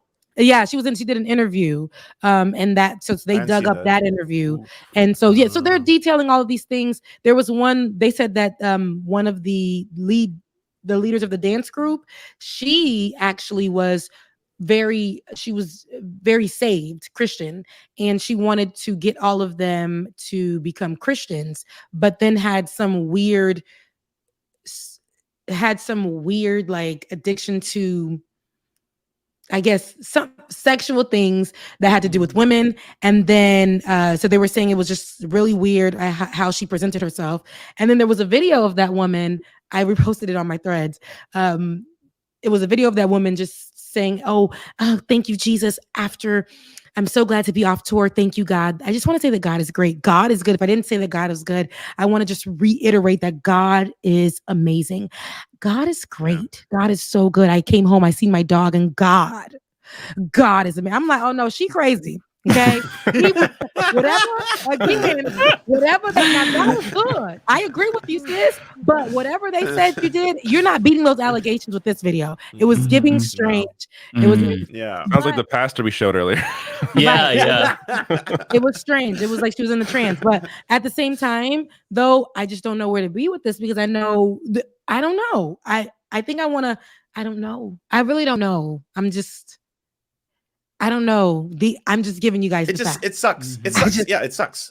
Yeah. I'm a huge fan of Lizzo too, and like I agree with some people who are just like, we tolerate way worse from other people. Like I don't think that makes any of it good. Like doing the whataboutism we're trying to be like just because other people or other rock stars do it. And yeah, I would be a hypocrite if I just like canceled Lizzo when I listened to like a ton of artists who have so much stuff. Like I'd be harder pressed to go through my music catalog and point out unproblematic artists, but that doesn't mean that when you find out about it, like it still shouldn't be condemned, right? Especially from like a workers' rights issue. Like it seems like a ton of really, really egregious things. Some of them are like they're substantially serious too. Well, one of them I heard was that she was making her dancers re-audition, and it went on for like 12 hours or something to the effect, according to the lawsuit. And one of them was afraid that if she left to go to the bathroom, that she would end up like getting fired. So she just she soiled herself and just kept dancing. So that's like wow. I kind of like Are you kidding me? That's in the lawsuit. Yeah, that's in the lawsuit, and it kind of like describes like the hostile environment that they were in, where they really felt like their livelihoods, and this is like me paraphrasing, like their livelihoods would be lost in an instant just because you kind of created this environment that was like really, really hostile. And it is like it's so strange because like she presents as somebody who is the opposite of this, which is why I think these allegations are just so shocking to people, right? Because she's like very like I'm not a huge fan of Lizzo's music, but I loved her as a person, just based on like her message and like what she said. And it's all about love yourself. I think that's great, and young people need that. But to hear all this, it's like, oh my god, was it all a lie? So. Yeah, she was also unfairly like being called out by the right all the time for the worst things, right? It would be like they'd be mad that she played a flute beautifully. Yeah, no matter what, they had the worst reasons for going after her. Flute, so just kind of like it's that. That a sacred flute that was like owned by like a slave owning rapist that no one should ever play. Like, oh, the sanctity. That was obviously ridiculous, but like it sucks because like this is actually one of those things where like even people who are fans are like that. Wow, this is bad. Like there's I don't know. I want to see how this is going to develop, and then I'm going to definitely speak on it more. I mean, I feel like there is more than I thought would be out. Like, I didn't even think, I mean, like, I really thought, okay, here are allegations, but no, now it just started to roll out so much. And, I have a lot to say, but I'm just going to package it because I know when I wake up tomorrow, it's going to be more. So I'm going to see where we get to on Saturday for my show and just kind of let it all out. But yeah, it's a very unfortunate thing to see because, and then I see people who are utilizing, like you said, like Lance, like who are utilizing this moment to say, I told you so. Lizzo was not as great as you thought. Lizzo she's not supportive. She's not X, Y, and Z. And then people took this opportunity to continue to fat shame, to push that out on their platforms as well. Yeah. They were saying like, oh, not somebody fat, calling the other person fat. It's like all y'all fat. Like it was just I saw so much of that. It was a lot of more fat shaming in the midst of people saying that, okay, hey, this is what happened to me. And it's just like they're utilizing that just to add. And they were like, yeah, and you guys were supportive of her being big and wearing sexy things. And look at her now. It's so Is anyone else named in the lawsuit, or is it just Lizzo that was like the one that did this, that created this whole environment? Or is there someone else that was like working with her to the person who I don't know her name. The religious lady, I think, is like part of like the dance captain, who is also, I believe, named, but not 100% sure on that. But yeah, they mentioned her in there. It's bizarre that she thinks she'd even like get away with it, like to treat people like this, and it would not, and it just like it's okay with them. Like, does she not realize how they felt when it just, I don't know. That's she's named in that lawsuit. Her dance captain, Shirlene Quigley. They said that she was mentioned in the lawsuit where again it alleges that she attempted to convert the dancers to Christianity and inappropriately simulated oral sex in front of them. That's just like, it's just so, it's like a very Catholic priesty, like, pedophile type of, not like pedophile, but like in the predatory way. Yeah. Where they use the religion to get like people to do them sexual favors. It's so twisted and manipulative. Child, I don't know. I again, we have no heroes. See, that's why I say I start learning. Like I like who I like. I don't like who I don't like. And I just go on with my life. They will disappoint you. They will disappoint you. I was just listening with my baby girl to the Barbie album, the movie soundtrack, and she had that song Pink, and my niece loved it. She just wanted to play it over and over and over, and then the Nicki Minaj and Ice Spice, but she wanted to play that song over and over, and I'm like, oh, I like this. It sounds so like, it's just a cute little song, because Lizzo has that where she can create content or music that makes you just feel happy and kid friendly at times, where it's like, okay, I can play this. She feels happy. It gives good energy. So I don't know that it really, and I wonder, so if, the allegations are true, will the cancellation come fast? Like, will Barbie remove her from the soundtrack? Will all those things, like what will come of this? I'm personally going to say no to being taken off anything Barbie this movie, maybe not invited back for any of the sequels or other stuff like that. But it also depends on the fallout, because this isn't just directly implicating Lizzo, it's also members of her staff and the environment that they created and stuff like that. If you ask what the worst thing she's personally accused of, that's the one at the strip club where she was like trying to get the dancers to touch the sex workers. If that's correct, right? Because it was the other person who was like trying to get someone to actually eat a banana or something like that. Regardless, it's all pretty bad, but I like Barbie's already like that ship has sailed. It's making $1 billion this weekend. It's about to hit $1 billion. Yeah, I mean, like, how even what we see with other artists, and I'll say particularly R. Kelly, like we saw a lot of music removal or cancellation of people listening to him. And I know, like, it'll occasionally come up on some of my playlists, but people were removing them from playlists and things like that. Mute R. Kelly. So do you think that? Yeah, I was gonna say though, like R. Kelly got away with it for so long. That's the wild thing. Like, and that was so much worse. And I think in large part was because a lot of his victims were young Black women. And the media and the press was not giving it the same coverage they would, had it been young white teenagers, right? Like, yeah. So I just don't know, because I say that to say canceling is a wild, just because people will believe something immediately, and I'm not saying that it's not true. So I don't want to, say something that is going to like say that those women are lying or whatever. We don't know. These are just what the facts are, is what they're giving us. We can only say what they're saying. That's it. But like canceling is listen, we might wake up tomorrow and ain't Lizzo nothing. Like it happens that quick. And that's what I'm saying. And it's just her effect in the world has been so huge. But again, people are fickle. The world is very fickle. Literally, it might be 3 days and we don't know who Lizzo is no more. We will move on. That's how it is. Do you not think, based on these series of allegations, she could do something where she properly like apologizes, addresses it directly, and then tries to do the good thing, and then they spin the PR in that direction, tries to do like restorative justice. They could do that too. They could do that too. But dang, like if that really happened, where you forced someone to do a sexual act when they did not want nothing to do with it, and they had to do it, that's crazy. That's bad. Yeah, that's really bad, especially in the position of a boss too. Like you're in a position of power. Everything across, like it looks really bad. Yeah, so, but I'm Lizzo love. I just thought, dang, this is great. It's good for girls, good for people, good for everybody. Dang, it's crazy. It's crazy to see. It's crazy to see. Not as crazy as these melanated dolls that I seen from Kylie Jenner with the Bratz dolls or whatever.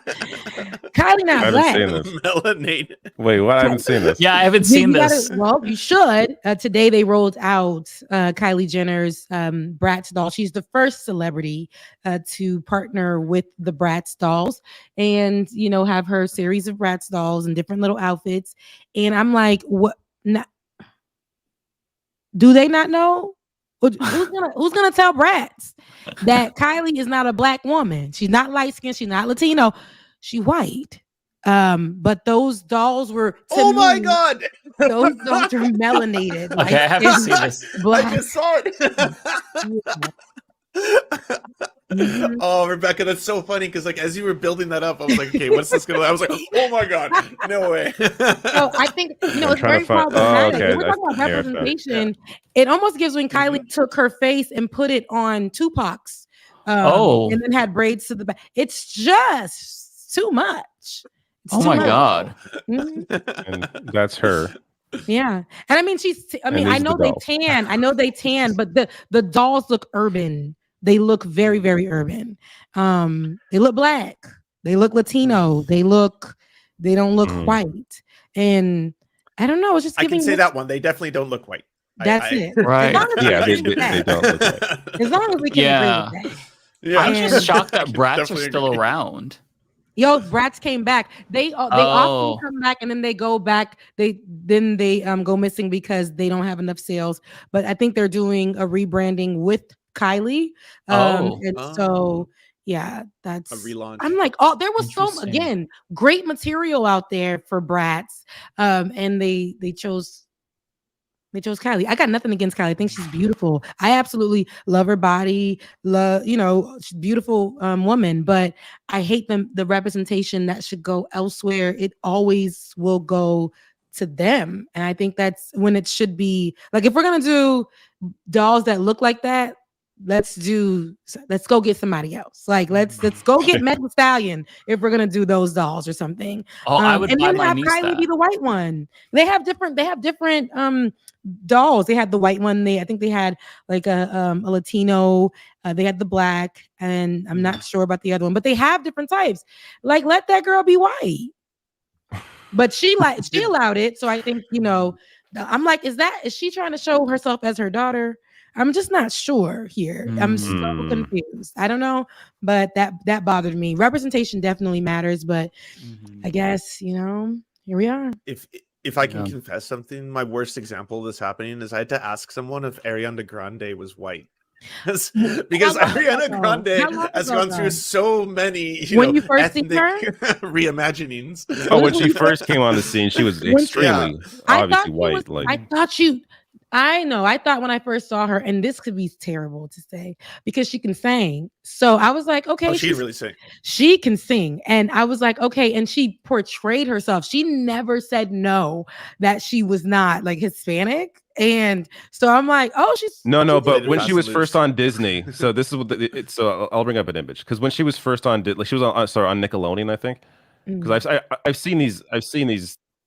Let me bring up. This is like when I first saw this, I'm like, oh my gosh, she looks so different now. Like, this is not what she looks like. Here, this is her. Oh wow! Let me get a closer image. That's her. I thought she was Hispanic. Today, really? Yes. Not to me. Today, she gives me more white. She gives me more like a white woman now. I could say maybe a little Hispanic. I don't know. She got me good. She got me good. Wait, is that iCarly's friend in that show? What show is this? Sam and Cat. Oh, it is. Sam It's Cat, same. So it's the same universe. Oh my god, I missed out on all this. I liked the iCarly show because my niece was really into that, and I'm like, this is actually kind of a good ass show. Yeah, that's Sam. Okay, I recognize her. Have you seen this? I put it in the chat. She did another, like, I guess, reimagining, and this one she's trying to, I assume, look Asian now. Oh my god. Then there was a whole thing about her doing this. They like going from being Latina to his a black. That's Ariana Grande. That's Ariana to Asian. What the hell? Really? I think it's just obvious. I don't even know. Who needs an accusation? How is this not? Maybe she clearly was she's trying to. Maybe she was cosplaying. Yeah. Wow. I mean, I don't know what the hell's going on. That's unfortunate. She's beautiful though, and she can really, really sing. And that was another thing. I feel like vocally too. She's a very good singer. Oh yeah, great singer. Yeah. She got me. She got me. I'm like, who is this black woman? She got me. Did you see the Saturday Night Live where she does like impressions of all these other singers? Like she I can do see a perfect Britney she's Spears. really And like, good. yeah, she crushes She's it. really Yeah, good. that was really good. Yeah, she was cosplaying another race. Oh my god. Lyric, yeah. I'm done. I am done. I hate her brother Frankie Grande. What? She has a brother? What does he do? She has a brother. Where is he? He just lingers. He was on Big Brother a couple of years ago, and he was insufferable. And the whole time he was like, "My sister's Ariana Grande. My sister. My sister's." Like, dude, shut the fuck up about your goddamn sister. Nobody gives a shit. And like the house guests didn't even like know who she was. Like, who'd you say your sister was? Amanda Grande. What is her name? Like they didn't even give a shit. Amanda Grande. Yeah. If you're in the Big Brother community, you know that like Frankie Grande is very annoying. I'm looking up. I watched one Big Brother season, and that was enough for me. I've seen them all. I haven't seen any. I don't think I've seen. And they any. just started a new one. It's finally good because they changed whoever was doing It's the finally casting. good. It's like what 50 seasons? Like how far are they? I've been waiting because some Only seasons took are 50 really good. seasons. Now it's a good show. Well, they would every single season it would be they'd cast like 16 young people who are like no older than 22. Almost all of them are white, and they'd always vote out the black people and people of color within the first couple of episodes. Like, okay, this happens. Every fucking season.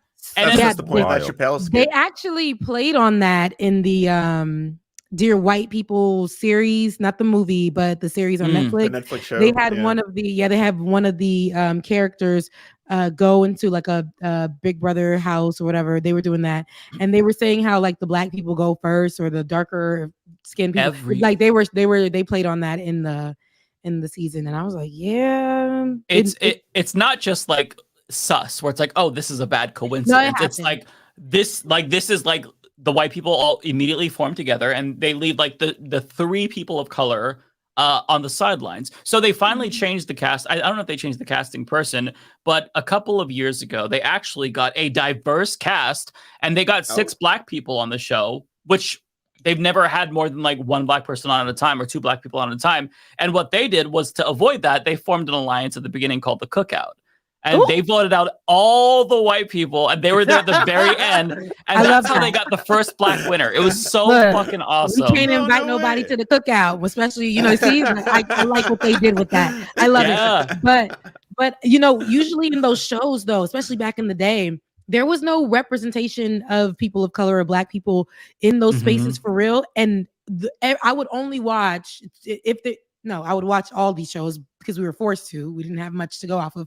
But when I would watch, if I would love the show and I would be rooting for, like Issa Rae said, everybody black. And it probably usually is at that time back in the day was one person. And that person had about 2 episodes, if that, in Be Gone. And what I saw, I've never seen The Bachelor or The Bachelorette, but I know when that first came out, it was like real white. It was, I just thought it was only for white people. And then when they finally did, I think a black person, it was such a big thing that it was like making news, making headlines. People were throwing parties, watch parties, just because the main person was black finally after all these years.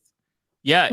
It's, I would highly, like, if you don't watch Big Brother, I would recommend you watch that season because it wasn't just that they're like, hey, let's just like bind together. They played the fuck out of the people. So each of the members of the Cookout, they brought in somebody from outside the alliance, and one by one, when they would lose power, they'd vote out their like one person, and that's how they kind of kept the majority the whole time until the end. Where they're like, sorry, we're part of the Cookout, and you're gone. And it was and then the next season, there was the first black woman winner, which that's never happened before as well. And the Cookout, they were like one of the members of the Cookout, the guy who won, was like, see, after we did this, I was worried that we'd never get a black winner again. But then we got a black woman winner the next season, and she just did like an amazing job. Like she was bullied. People treated her like shit, and then she ended up winning the entire thing. So yeah, the last 2 seasons were good because they actually brought in people who were like more diverse in I have age. to watch it. But they also they it's more than white people, so you're not getting the same like 4 like gym bros, and then you get the nerd, and then the one gay person, and then the one like Latino. It's like stop doing this fucking shit. And once they stopped, it was good. This is why Survivor is better. It only took Survivor 4 seasons, 2002, for the first person of color to win Survivor. Sepia, she's from Portland. Only 4 years. There you go. Only 4 years. Only took 4 seasons compared to Big Brother. What, season 50? What is it? Yeah, it's 25. Season 25. And this season is going to be really good because speaking of Survivor, it was more than that, to be honest. Siri from Survivor is on this season, and she's amazing. But I haven't watched Survivor in years, so I forget everybody. Okay, well, Siri is very, very good. So yeah, Big Brother is good again in the United States. So you can watch. I used to like the Canada one better because it was just like better casting and not just like here's that 9. Actually aired in the US. I would use a VPN, so I would watch it. Okay. Like, yeah, you're yeah. Huge just to get that extra content. I watched the fuck out of Big Brother. Yeah, I that was like my forgetting y'all childhood. are in Canada. I'm like, what are you talking about? Yeah. That's crazy. Yeah, no, I love Big Brother. If any of the Leftist Mafia viewers want to watch along with me, that'd be amazing. I know there's only like a couple of other leftists that I follow that follow all the same like Big Brother people, but it's super fun. It's super fun. That's crazy because what do I watch? I don't even know what I watched anymore. Do I watch anything in my life? I don't know, child. I get on Netflix and I let Netflix look. See, here I go. I'm rooting for everyone black.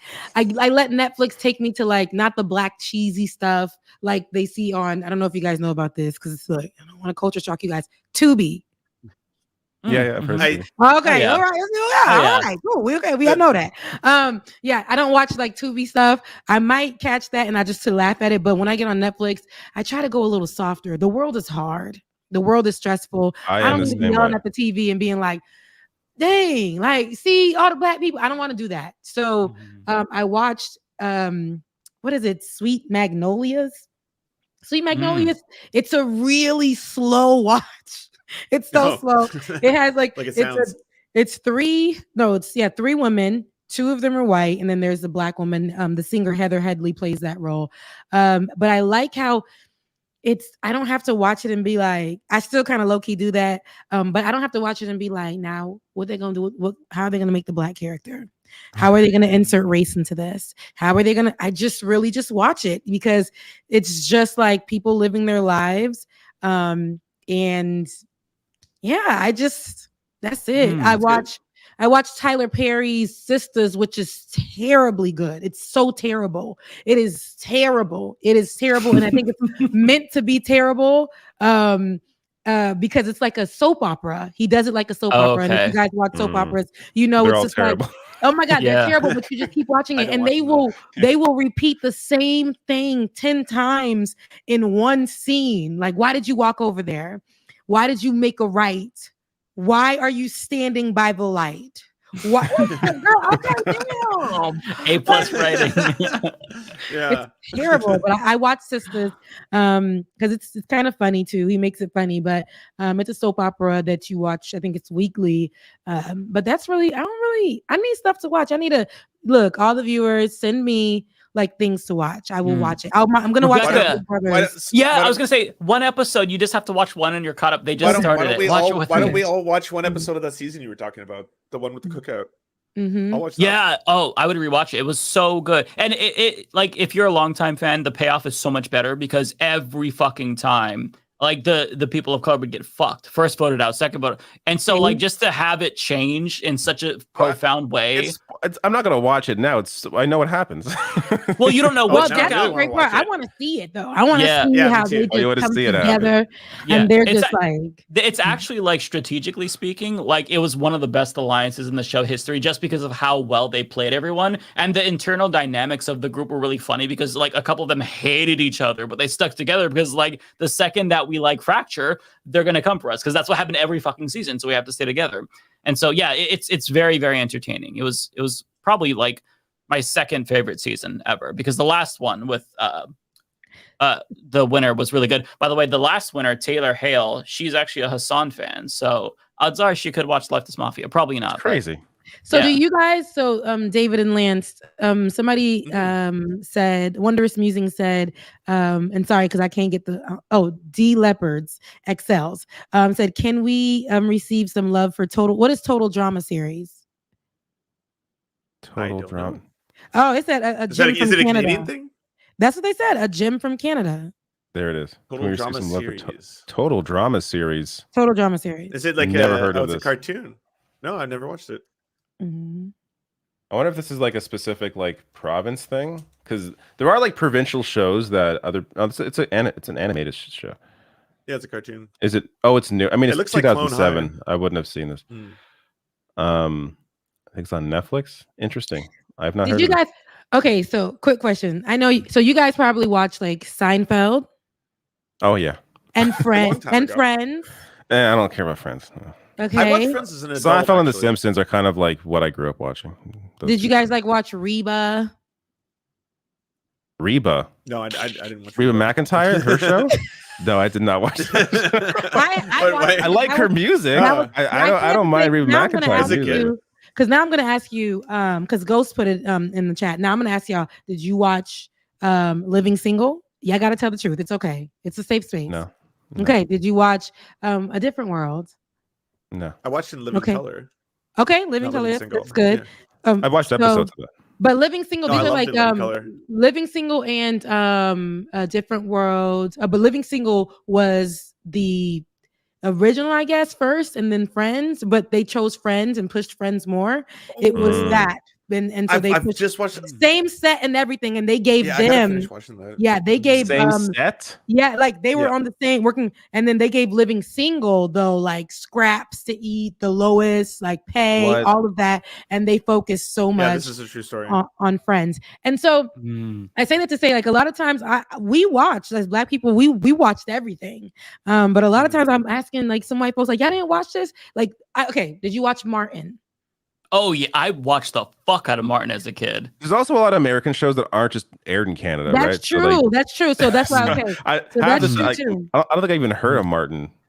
Oh my god, man, that's so Yeah, I crazy, never saw y'all. Martin that's like, It's like yo, is it y'all Martin gotta. Lawrence? It's a Martin Lawrence, like from Bad Yeah. Boys. Had his own show, 90s big. Like when you want to see 90s culture, especially like Black 90s culture, that and Living Single, A Different World, which are like in the 80s, like that. Those are a big deal.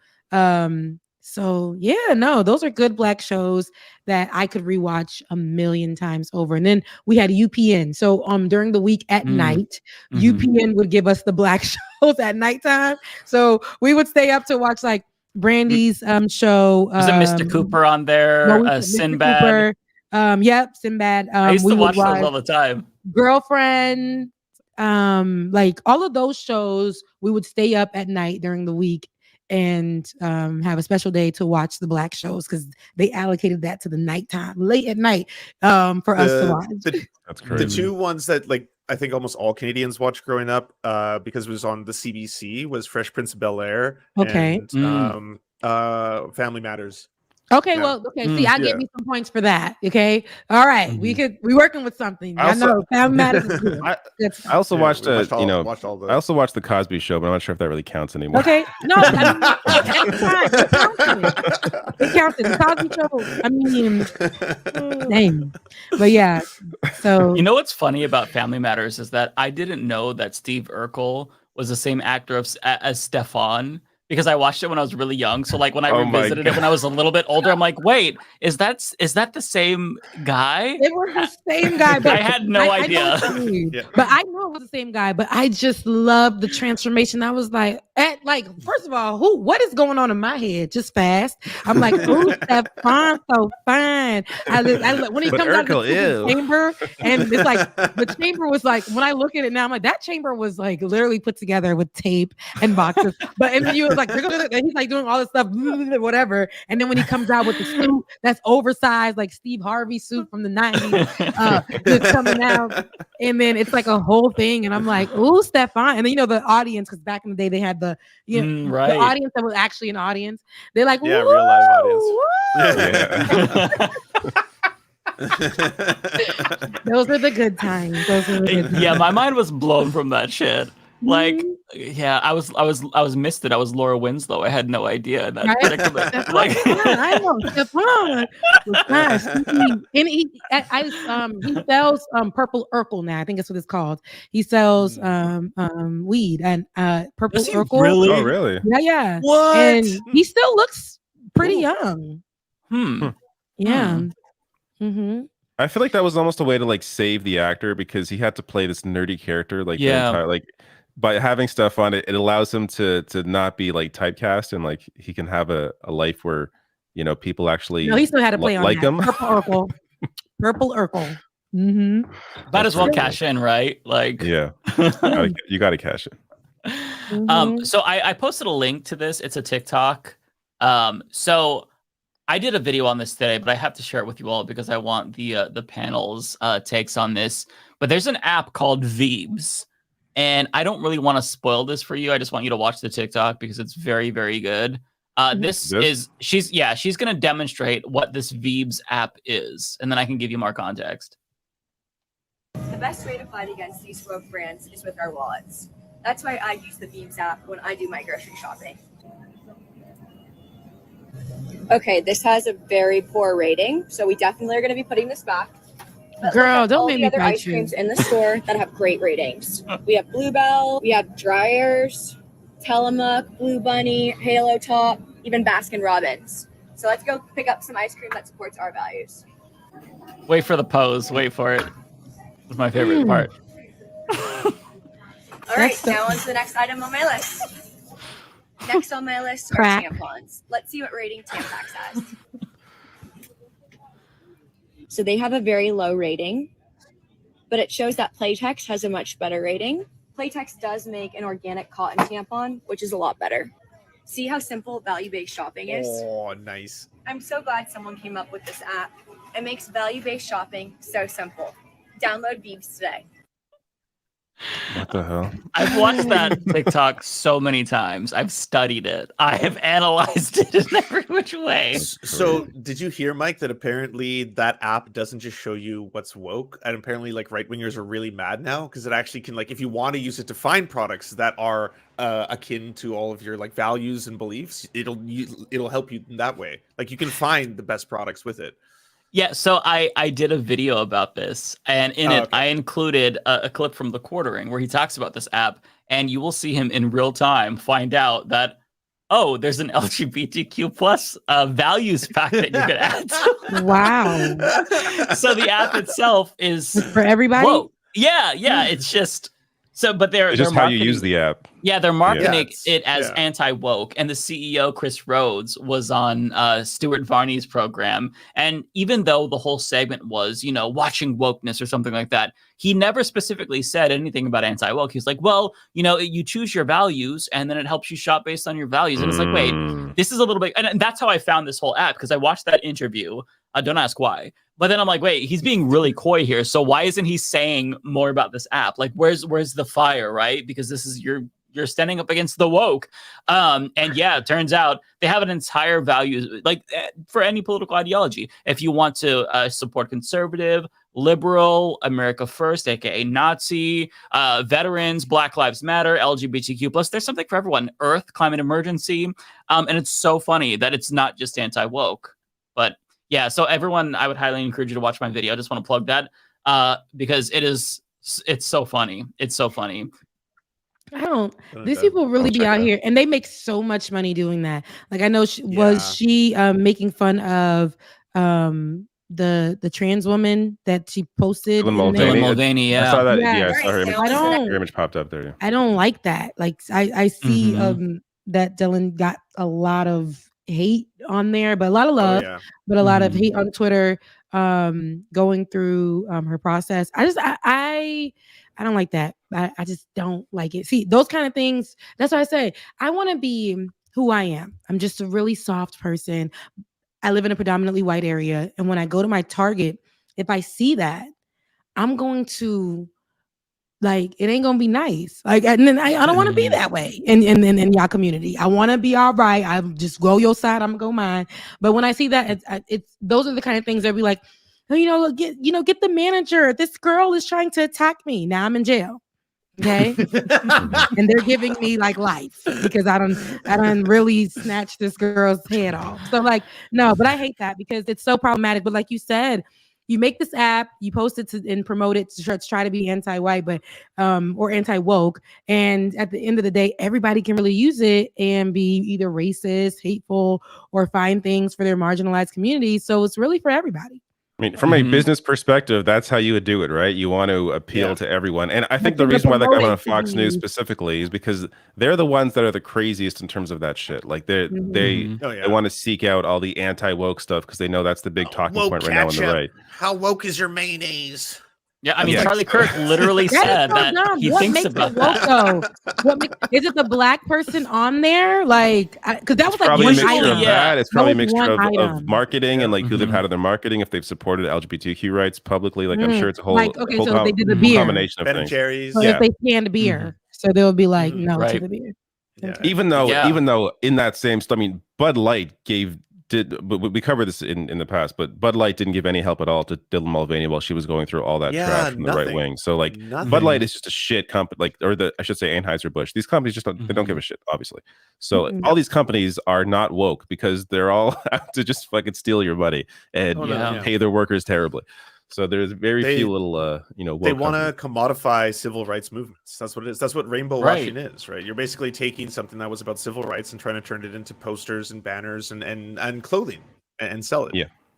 Yeah, and they do this for money. But if you're all interested, I talk about this in the video as well. There's another TikTok from that same influencer, and she brings in her aunt, and her aunt is fucking amazing because she's like really like pseudo enthusiastic, and she's like, "Oh, I love gadgets," and then she's scanning like her laundry detergent and finding out that it's woke, and then she's just like for a split second, you see just look in her eyes like, "I'm not fucking throwing this shit out. I'm not gonna replace it." It's like if you think about it, it's really insane. Like if you're at the grocery store and you see like some ice cream and you're like, "Ooh, that looks really good, peanut butter chocolate chip," and then you're like, "Oh fuck, it's woke. I can't get it." I mean, who wants to live their life that way? That's miserable. So you gotta live your life. You can't. I literally things that I buy are made by like white racist people. I wouldn't know. Now, if I focus on that, I'm not gonna be clothed. It's better off not knowing. Like it's so ridiculous. That's how society's run right now. Like you can't, you really can't escape it. You can't. True. Yeah.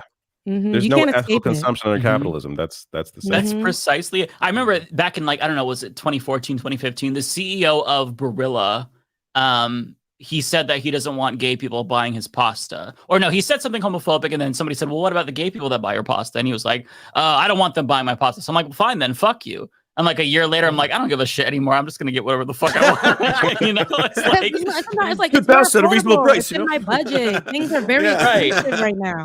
Yeah. If anything, you heard him because you're gay buying his pasta. You're like, screw you. I'm gonna buy your pasta. Exactly. I'm gonna give you my money. It's praxis. Yeah. It's like it's so unrealistic to live your life that way, right? Like it reminds me of like when I was younger and I was brainwashed into like evangelicism, and my family was like hyper conservative, where every little thing that any video game, any show, it had to be hyper scrutinized. Like, oh my God, does this glorify God? Is this evil? Like I could even play Super Mario Brothers, right? Because the ghosts, and that's like, well, ghosts aren't real because then that means they don't go to heaven. So yeah, I couldn't play anything. So it's like as an adult, I refuse. People will take things, and I'm sorry you had to go through that. Like things get culty, things get weird, and it's like if you just know, hey, I'm a believer, but I'm just playing this video game to play it. Like, unless it's really hurting me or changing my mind. But you got to know, like, I'm not here unless something is really affecting or doing whatever. But people, oh gosh, like even like the churches I know some churches don't let girls wear pants, and my mom was like, "Girl, if you don't put them pants on the way you be sitting in church, like, girl, put the pants on."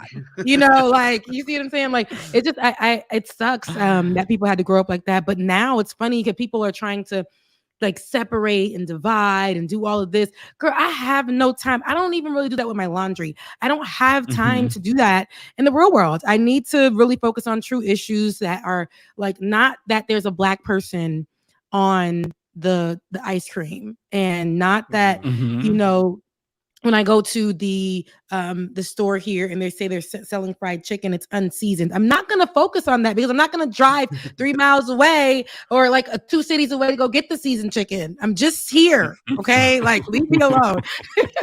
That's it. Like, people focus on the smallest things, and some things are just, in my opinion, I know some people do invest in, I'm not buying that because, and I'm not doing that because, and I'm not, my budget doesn't allow me to be picky like that. So yeah. That's a really great point too. Like, somebody made that point in the comment section about the app video that I did. It's like, imagine being able to like select what you buy based on if it's woke and not on the price. Like, for me, we're getting the generic because that's cheaper. Like, we saved an average of like $30. It's just, doesn't matter if racists made it. right. It's just, it's so out of touch. And at the end of the day, like, people just want to live their fucking lives. Like, when I go to the grocery store and, I want to get some fucking food or something, I don't want to think about politics. I mean, sure, politics is everywhere, right? But like, you overemphasize these insignificant things. Like, as David said, like, no matter what you do, like, you can buy this fucking candy bar and it has the rainbow flag on it, and it's like, hey, support queer people, but then you look up and they're sourcing, you know, their chocolate from slave labor in a developing country. Like you just can't be ethical under the system. So like the best that you can do to be sane is just shut that shit down in your mind. When I'm gonna be honest with you guys, this is facts. Unless, you know, it's something that really I gotta really stand on. Like if I seen that girl in the store doing that, I would have to like call her out. But like when I go to the store or when I get off, like I have, like I said, a 9 to 5. So the time that I do have in between, when I go on my runs, they look at me crazy. I see everybody look at me crazy. But if I focus on everybody looking at me crazy because I'm the black girl running alongside y'all and y'all think it's crazy, I'm not going to do my run. I'm not going to focus on my 5 miles or my 3 miles. I'm not going to focus on that. So like, I just make sure I get that done. I go into the stores. I used to make it a thing when I first moved here because it was like COVID and it was George Floyd. It was a whole thing. And I felt like everybody was out to get me. But then I'm like, I live here. I need to buy food here. I need to get hair products in this store. I need to do that over here. So no, I pushed politics to the side in that moment. And because there's a life that I have that I got to take care of myself. I'm not going to not stand in this lane. And just because this girl thinks that I can't be using this product, girl, if you don't move out my way so I can get this and go, like, I got to live my life and I'm going to buy what's affordable to me. I'm going to buy what I need. Nobody's going to tell me anything. Like, and that's just it. I can't be out here being so picky with everything. There are, like I said, real issues to focus on. Like, yeah. So. And on that note, Superchats, real issue. Focus on. Well, I can't get them because like we were talking about. So you guys have to go on my my channel, which I don't use, and go subscribe over there so that I can monetize and I can start doing that as well. But I can't. Yeah, I think there's a certain number you have to hit before you can even live stream, right? Yeah. Yeah, you have to hit 500 subscribers, and you also need, I think, 4,000 hours of watch time. So go to Rebecca's channel and just hit the replay on the video, so that way we build up the watch time. Is it youtube.com/@Rebecca Azor? Is that the... Let me see. It might be. Yeah, it's at Rebecca Azor. It's not the songstress. That's my Twitter. I don't know, Adrian. Is that real? I probably got two, but it's Rebecca Azor. Yeah. Let me find. I'll put the link in my chat too, just so we can. I don't know. I have not been on that page. I had to dust it off. I told you. I was like, this is like from college. I was looking at these videos and I just cringe. Like, so if you guys get on there and you see me, my baby journal days, 11 years ago. 11 years ago is one of them. Oh my God, yeah. I was a baby journal. Like, this is cute. Yeah, this is cute. Oh, those are just, I'm like, get it out of here. I had to put some of them on private because I'm like, what are these? Like, it's crazy. So hopefully next time or sometime in the future, send some. But in the meantime, you do have a Cash App, so people can send. My Cash App is Becca's Voice. Yes, if you guys want to send to me, that would be great. It's Becca's Voice, BECCASVOICE. So yep. And on Saturday, I'll be doing my show. Like it or not, we do our little one Saturday morning show. Light, keep it cute on Saturday. Sometimes it can get serious depending on how me and Ben and Bubba are feeling. If you guys don't know, we got Ben on there, who we call like the political preacher. We got me, who's a journalist, but I like to have a good time. I like to joke and have a good time, but sometimes I can get real serious. And then we have Bubba, who is our LGBTQIA plus representative and our DJ on the show. He likes to crack dad jokes and things like that. We have a good time. So you guys can also watch us on Saturday. And also support their show there. Yes. Stuff as well. And yes, it's awesome. It's super fun. Oh, it's such a good show. Yeah. We have a good time. Yeah. Banner on the screen right here for Rebecca's Cash App. It's Becca's Voice. And support her. And so make sure you subscribe because she can do live streams when she hits that 1,000 subscriber mark. There's 1,200 people watching. 1,200 people watching. Can we not get her to 1,000 like really quick? I mean, do it right now. Go subscribe. Right Go now, subscribe. I'm gonna watch the number, and we're just gonna play like we're gonna play cringe conservative rap until you subscribe, and it's not gonna go off until you fucking subscribe, people. Mm-hmm. Put on Yeah. that MAGA Trumper guy. Yeah, Adrian, Oh, thank you. No, I changed it. You're right. It's not your fault, Adrian. It's me. I had changed it. So I was trying to figure it out. Listen, I'm not a YouTube girl. I've always used Ben's platform and Ben has like, a lot of followers and stuff. I've used his platform to do that, but now I'm going to also start doing, because I'm so used to wherever I'm working, they do everything for me. And the last place I worked at, I had deleted because they took the rights to all my stuff. I deleted, and that was before. So now, I'm going to be doing my own thing on my page. So make sure you follow. It's going to come within the coming months. So make sure you follow over there. It's going to be good. I'm focusing on positive Black stories, whatever that looks like. It could be in politics, it could be in entertainment, it could be whatever. Positive Black stories, and those will be in the coming months. So in the beginning of fall, where depression starts to lie and creep up on us, we're gonna have some positive stories on my page. So I want to keep it light and I want to keep it cute because I've been cussing people out for the past like 8 years, and then I've been able to actually add a little fun to lighten up some of the serious stories that we have. But I want to focus solely on just positive short stories, positive stories that are overlooked, and just focus on that. Nothing too crazy, but be on the lookout for that at the beginning of fall. Oh, yeah. That's So, awesome. yeah. I love that you're focusing on positive stuff because that is, and especially at like around fall, like you're speaking to my seasonal depression here. We get that's actually crazy. very We get sad. It gets so sad. And I love the fall, but that seasonal depression can creep up on you out of nowhere. You got to have a routine, because I know I get seasonal depression. So I start to make sure that I have a routine. I get some sun if there's any out. I make sure that I make myself look good because I will literally be in sweats and a t-shirt all day. And those are the way that's how, you do things. So I want to add to the positivity for the fall this year. So I like that a lot. It reminds me of I don't know where I heard this, but somebody had told me, or I read somewhere, that it's really important that every morning you get up, you make your bed to help alleviate depression, because it makes you feel like if you don't accomplish anything, you at least did something. If you don't want to wake up, you at least accomplished that one small little thing. It doesn't take a lot of time, but it just makes you feel better. Yeah. And I started to do that and stick to it, and it does help a little bit. It's just one of those things where it's it's a small little thing, but it makes a difference. I'm refreshing. Does. We're almost at let's see, are we at 600 yet for Rebecca? 565 people. All right, I'm pulling up the Targeting Your Kids song. Honestly, I'm impressed. It's jumped pretty quickly. It's hard to get people to sub now this I can thing. monetize. So that's now good. we just got to get me to be able to live stream next Thursday. We just got to get me to be able to live stream next Thursday so we can start. Because you guys are talking about merch. I'm like, listen. If I can just get some merchandise and do what I need to do, listen, we all gonna be in some cute little t-shirts, That'd be amazing. Yeah. So. This could be us, but Right. this is a different news show.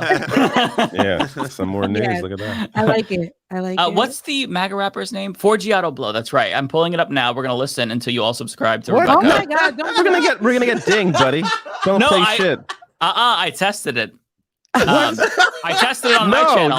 You're not going. People are going to simply leave the stream. You realize that, right? They're not forced to stay here. Okay, I just yes, they are. We need people to be here when we're reading Superchats. They're going to leave the stream.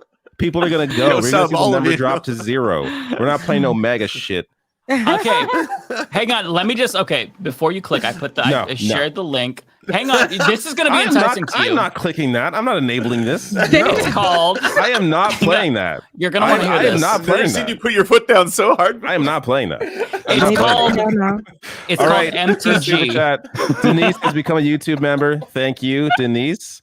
Prairie Fire. This is not for me. It's for either Binder or Mike. I have to log I will read into... it since Mike is not set up yet. Evolved form of a goth girlfriend is a witch wife. That's interesting. I hadn't thought about that. Wait. Okay. That makes sense. That makes total sense. Next one here. Hideous Lemon This is either for Bender or you. It says leftist timekeeping strikes again. That's okay. That is from me. Yes. We were like 3 minutes late. Get out of here, people. We were actually like 7 or 8. Okay, so no, listen to me. Are. I done told you I get off, right? And so I'm rushing to try to make myself look like something to get on here. One thing I don't like to do is just look a little just disheveled. I don't want to look like the day. So I have to come here and look like something because like I said, I work a 9 to 5. So it's tough to balance even on my own show. So they already know Rebecca gonna be creeping in a little at a certain time, but I'm gonna be here. That's the important part, right? I'm making this time up right now, but I am leaving you guys so I can shower and sleep because I've been working. But don't feel like you got to stay with this. Yeah. We're gonna rush through these. Bender ain't here. We're gonna get through these in like a half an hour. It's gonna be great.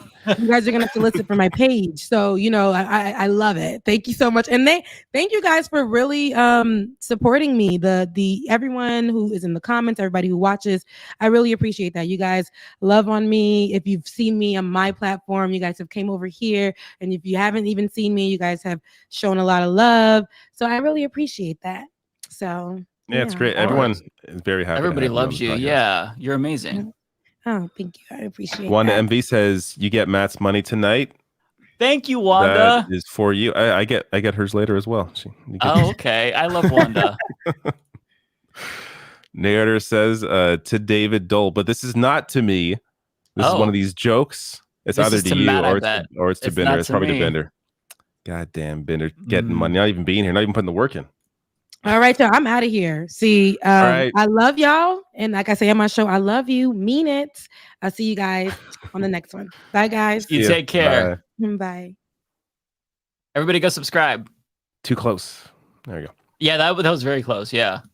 Blex actually says, this is for me. I did yes. happen to join to your chat tonight, so you get my super chat instead of Bender. Hell yeah. Utterly Nice. unrelated. Do any of you read or watch One Piece?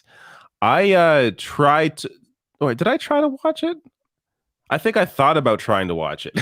But then I learned it's like it began in like the early 2000s and it's still going on. And there's like 1,000 episodes and there's no way I'm going to be able to catch up. So is it a show I could just like jump in now and start watching? No, I tried. Maybe. You tried? You don't know what's going on? I got 10 minutes in and then I'm like, I can't. I mean, it's not, I don't know if the show is good or not, but it's just like, it was really daunting to see all of the episodes. Like we're talking about 1,000 episodes. So I'm just like, I don't want to do this. Like this is just, I started and I stopped. Yeah, that's kind of how I feel like there's like a lot of animes that are much smaller that I will watch. Yeah. I did watch Evangelion. I forget the full name of it now. How'd you like that? It was good. I enjoyed it. It definitely gives off like late 90s vibes, which I like. Like I like my 90s to feel old, my anime to feel old. So it gave off that vibe. But you know what? I saw Akira for the first time. That's a really good movie. Did you really? I still haven't seen that. Yeah. I gotta watch Akira, it's really, really good. Oh, yeah. Oh, okay. Yeah. Oh, I'll have to check that out. I wanted to recommend Erased. Erased. Okay. Let me look that up. It's like a 12 episode series, and it's probably my favorite anime. It's so good. Okay. I mean, I haven't seen a ton, but it's so good. It's a really like gut wrenching story, and yeah, highly recommend that to everyone. Okay. But yeah, I'll have to watch Akira. The first anime I ever watched, and anyone that has watched this will be like, "Oh my god!" Right now, I'm forgetting the name of it. It's Grave of the Fireflies. Ever watch that? Never seen it. No. It's like it's about the war and it's like super depressing. It's like it's like one of the most depressing animes. So but it was really good. I was like, it was riveting. But yeah, it's a weird place to start with anime. Foresto Mintero, is this for you? No, if not, it's for Bender. I'll read it. Says it's Game of Leftist Thrones and Matt went to the Red Wedding. There we go. True. Maybe he's never coming back. Kowalski Prairie Fire says, I got thick Polish hair. It is powerful and blonde. Powerful and blonde? Hell yeah. I can see that. Very nice. Kowalski having powerful blonde hair. This one is for you? for me. Yeah. Rebecca, all right. I done let it slide too many weeks in a row, so I'm here to stop the lies and set the record straight. To be continued. Patrice, I wonder what that is in relation to. Ominous. Yeah. Ooh. I don't know. Is this for you? Yes. Hideous Lemon with the 10 pounds. Thank you. In the middle of playing F123 right now, and just as I was crossing the finish line after like an hour and a half to win my race, my game crashes. Good times. Oof. That's awful. That sucks. Yeah. Not Especially fun. I guess there's no autosave. Yeah. That's from me, Mike Thompson. Thank you so much. It is a super sticker. I got that too. Oh, Maybe of got a it at the same lemon time. high-fiving a bird?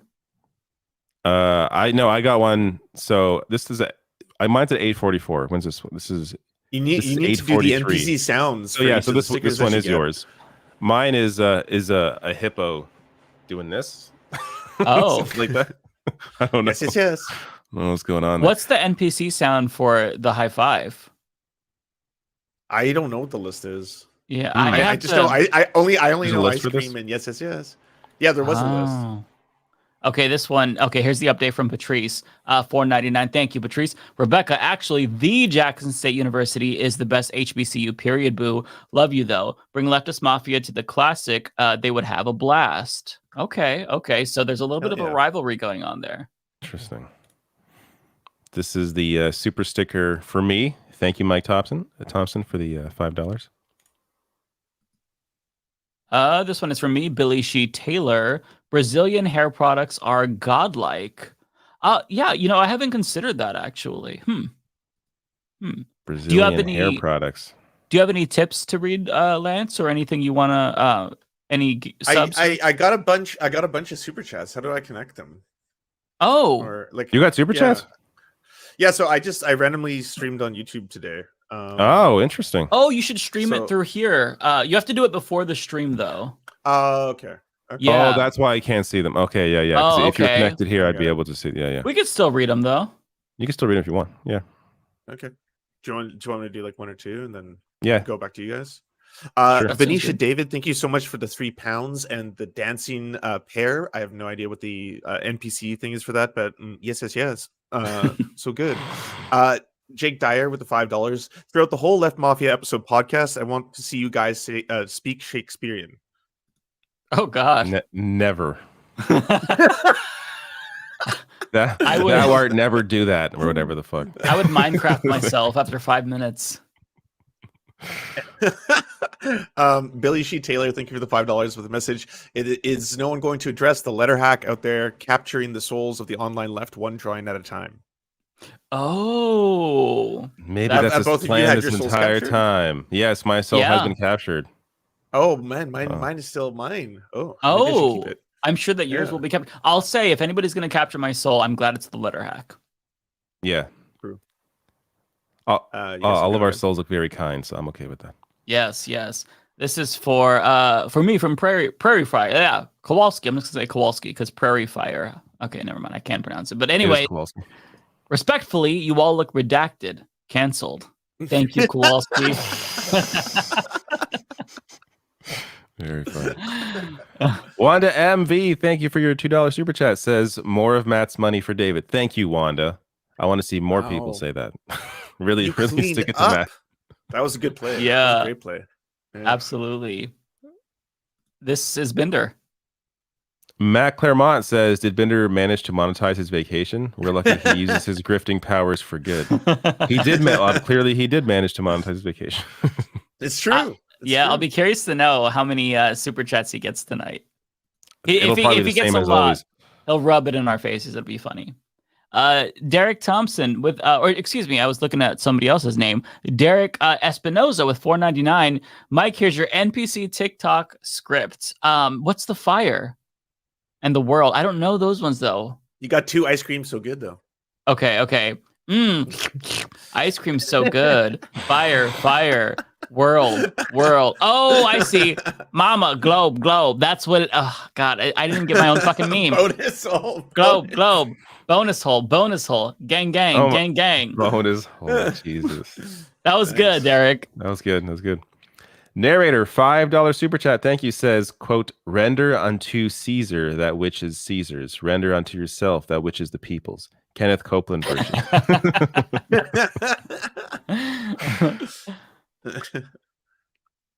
Cat67, member for 3 months, says Trump arrested again. Laughing face, laughing face, laughing face.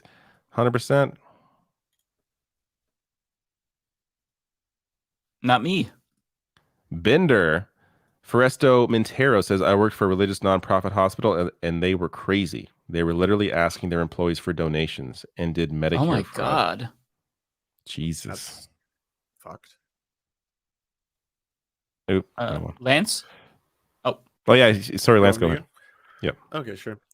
Marcus the Woo, thank you for the very generous $20. Twitch Prime and money go to support party. Thank you so much. Spin Me the Sailcloth, thank you for the $2. Yeah, you're streaming on YouTube. Can I give you money? You did, and I thank you for it. Meow Nyan, thank you for the $2.79. Are you guys K-drama? And I believe that's Korean drama fans. It's very addictive. Oh no, I haven't seen any. I do like Korean pop, I will say. I haven't been following it as closely, but I'm not into it. I've not seen it. This one is for me. Oh my God, narrator, $50. Holy crap, that is a very generous super chat. Thank you so much. God damn. If Bender were here, I know that would go to him, so thank you. Yes. What will Biden run on? Protecting democracy after not participating in a Democratic primary, environmental policy after releasing oil at a faster rate than Trump, protecting workers after not fighting for minimum wage and screwing over road laborers. Yeah, I mean, that's kind of the question of the century. Right now, he has launched his campaign like a couple of months ago, and we don't really see a lot, right? During the primaries, you usually let the other people like smash heads for a little while as well, right? Like you don't have a lot to gain when they're like, right now it's DeSantis versus Trump, so let them fight. Right, would be the big thing. Yeah, yeah. I would imagine that if he's gonna run, it's gonna be on the same stuff that we've been seeing. The child tax credit when it happened, and then he could blame Republicans for that, which I think would be smart. On top of that, he'll talk about the IRA, Inflation Reduction Act, the infrastructure bill. Like there are things that he is going to play up. He'll play up, inflation going down and stuff like that. Maybe COVID. I mean, I think honestly, it'll play well with normies, but for us normal folks who kind of knows that he is doing so much more drilling even than Donald Trump, it's gonna eat away at us. But he will find something. He has a lot of people smarter than him in his circle who are going to find some way to finesse it. They're also going to focus a lot on Trump, right? I mean, that's absolutely. I think most people that are going to, I mean, I can't say I don't know most, but like, just like in 2020, I think a lot of people voted simply against Trump, and that's going to, I think, be the same thing this time, assuming he is the one that's going to be on the ticket if, unless something changes last minute. But we'll see. Yeah, agree. Carl Bossler, $10 super chat. Thank you, very generous. You get a sound bite too. That makes national sense. There you go. This is awesome show. I've been watching since episode 1, wanting to get Lance and David's thoughts on Meta and Google banning Canadian news. Hopefully, I did this soon enough before they both bow out for the night. Yeah, this is something that I need to. So I'm beginning to see this slowly get implemented. I'm having a hard time understanding, like, what are they? Can you not access the page? Is it just in the news feed? Because I never really got much. I don't subscribe to really any news on Facebook. I don't really use Facebook for news, so I don't even like. In terms of how it's impacting me, I'm not even sure if it is, to be honest.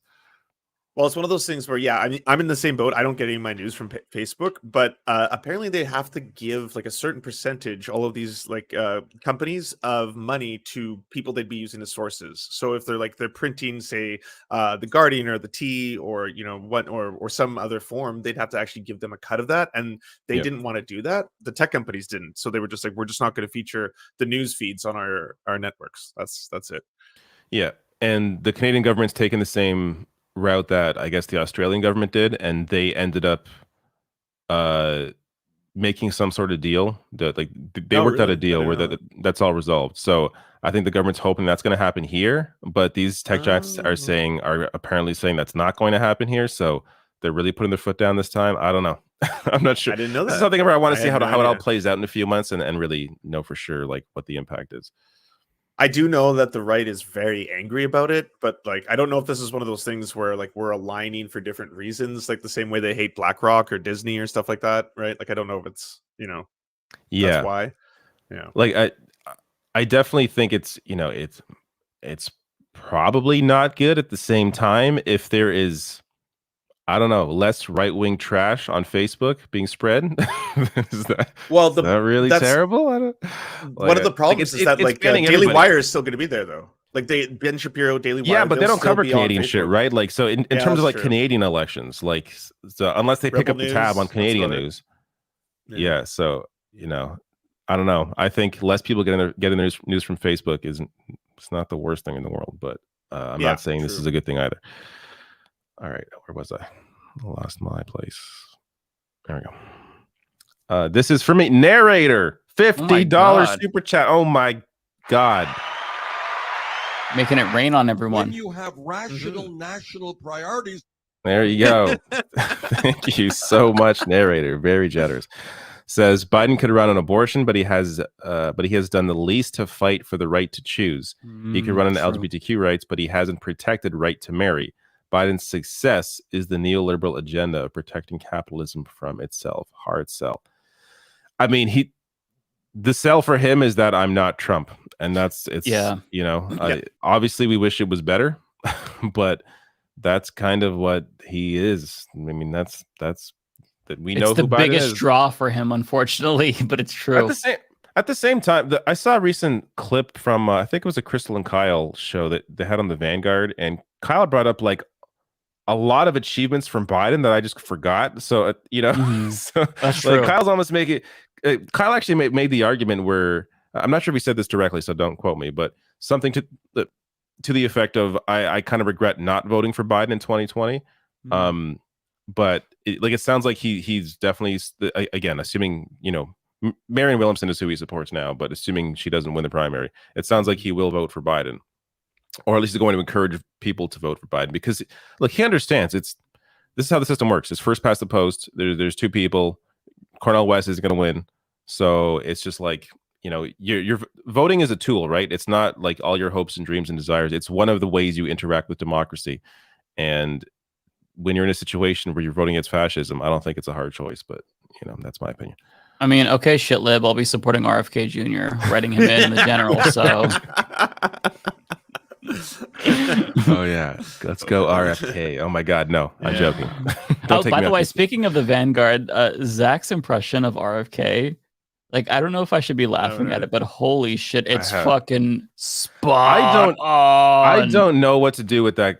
I haven't covered him, and honestly, part of the reason, and look, I think he has a condition, right? So I don't want to get too whatever. That's why I'm afraid to laugh at it, but it's so good. But I have a hard time listening to any clip he's in. Like it just sounds painful. It sounds like he's in pain. And he's apparently not, but it sounds like that. So I have a hard time listening to anything he's in, and that's apart from all the bullshit he's saying. So it's just like like double. If he was saying anything good, then I wouldn't mind. Obviously, like it wouldn't matter. But because he's like a terrible person, it's just, why do I even need to listen to any of this garbage? It just waste my time.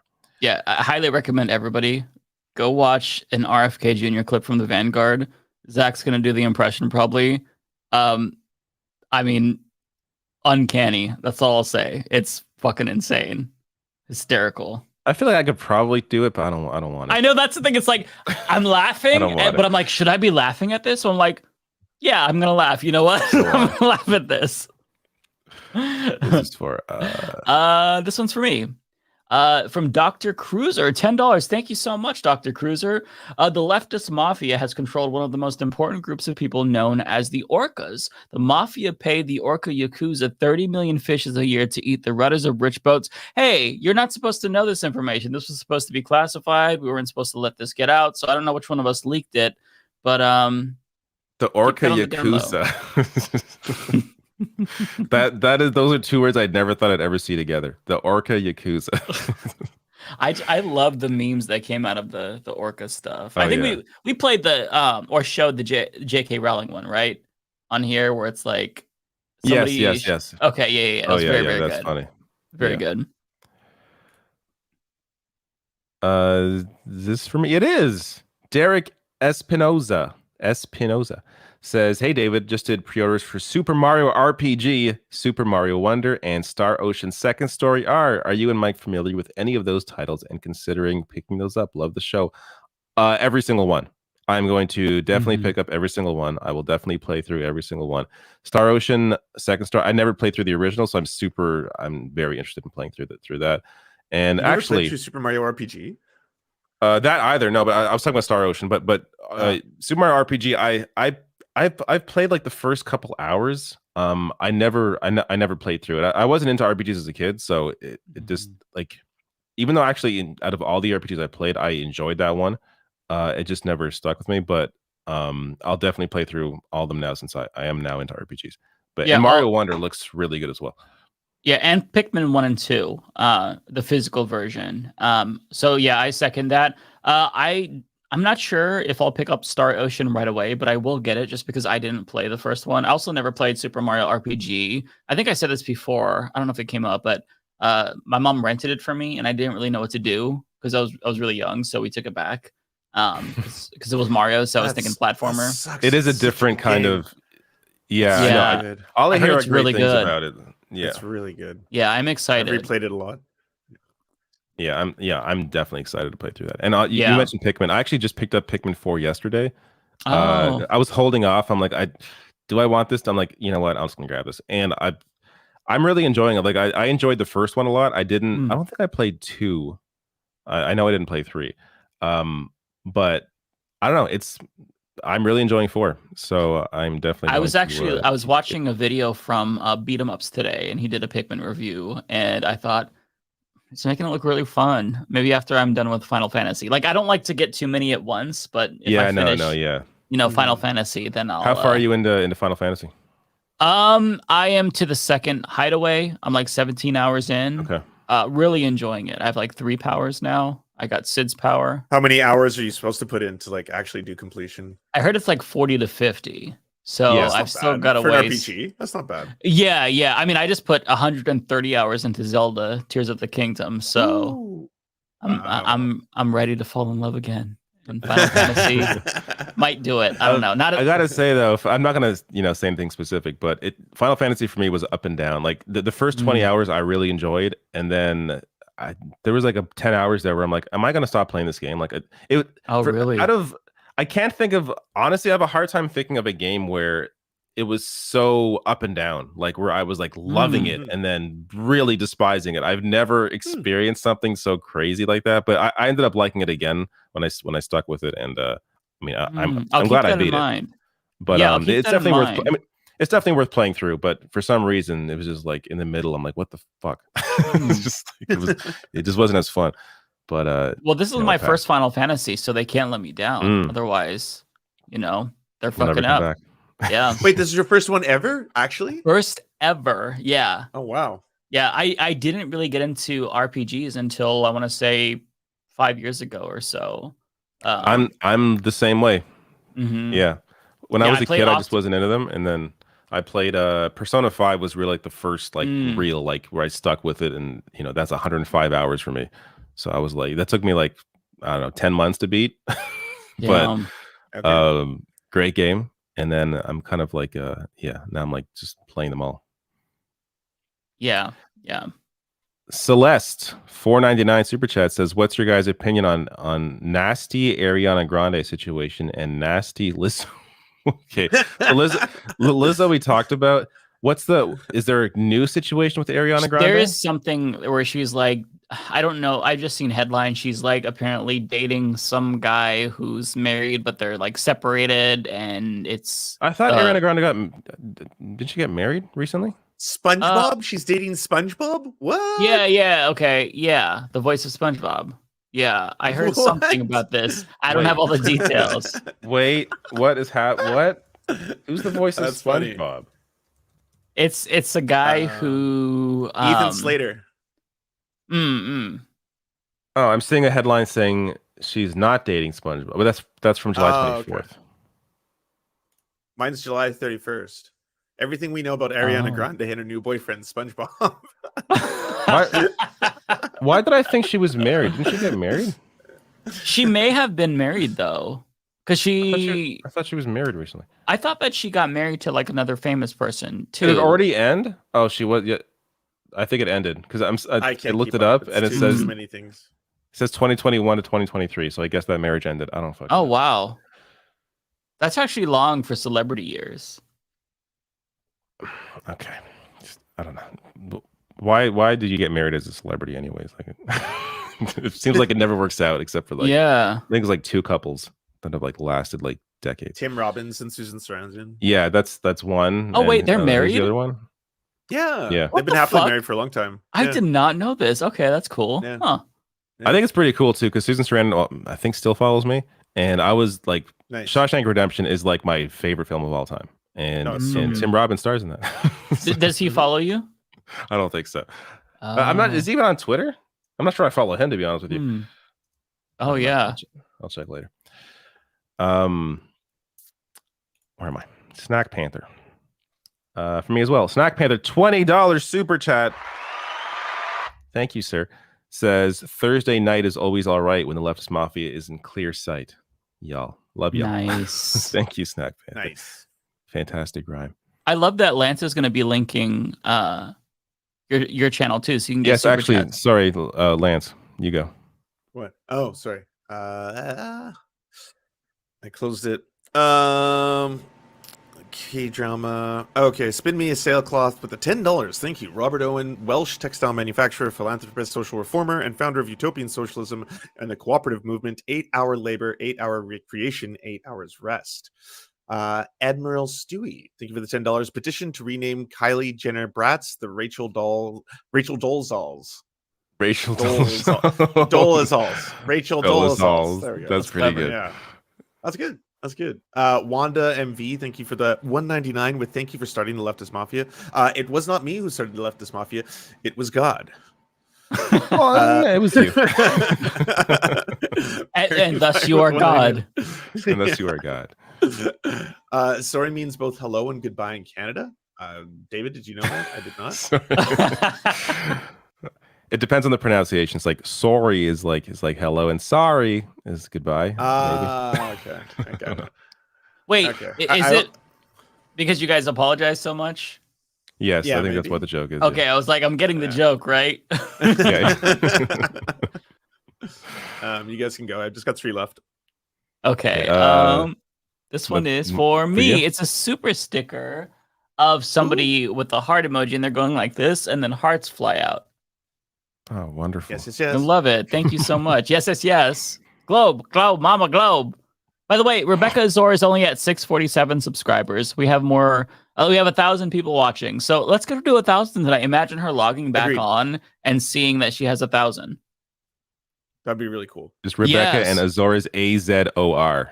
Or sorry, Z for you Americans. AZOR. Nice. Okay, so this one is from me from Narrator. Again, Narrator, thank you so much.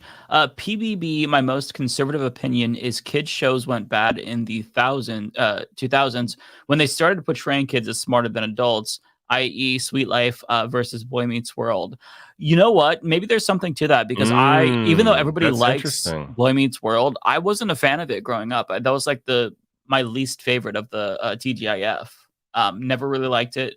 Didn't like Corey as the main character. I thought he was annoying. Didn't like Sean or Topanga. I thought she was pretentious.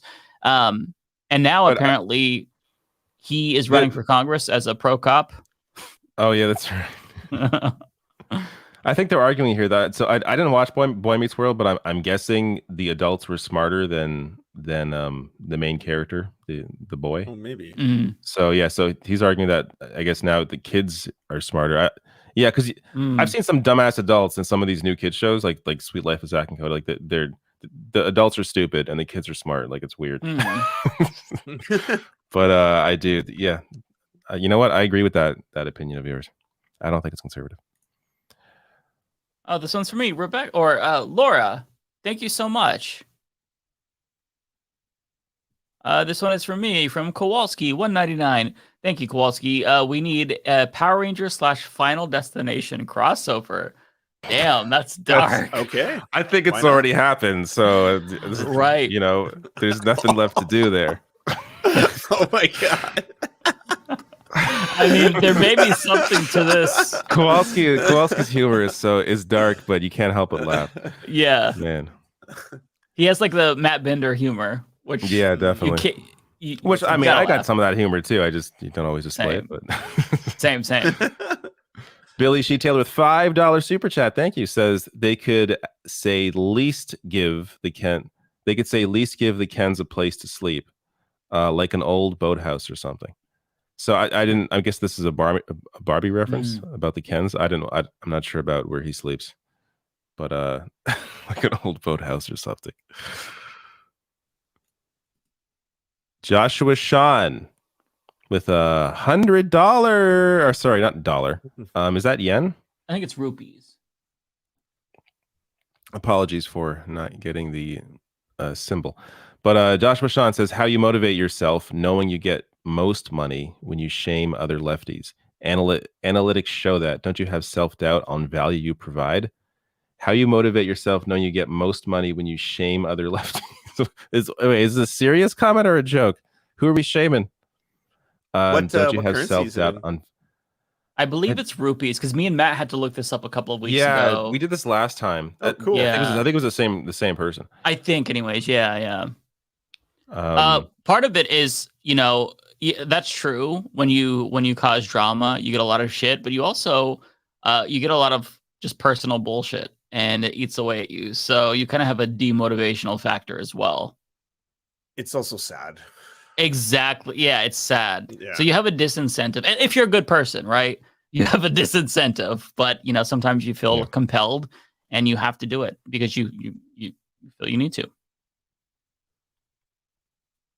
This is for me from Ziggy Lynch with $1.99. Thank you, Ziggy. Nice Some More News tea. Cody Shody is so good. This is probably like my favorite show on YouTube.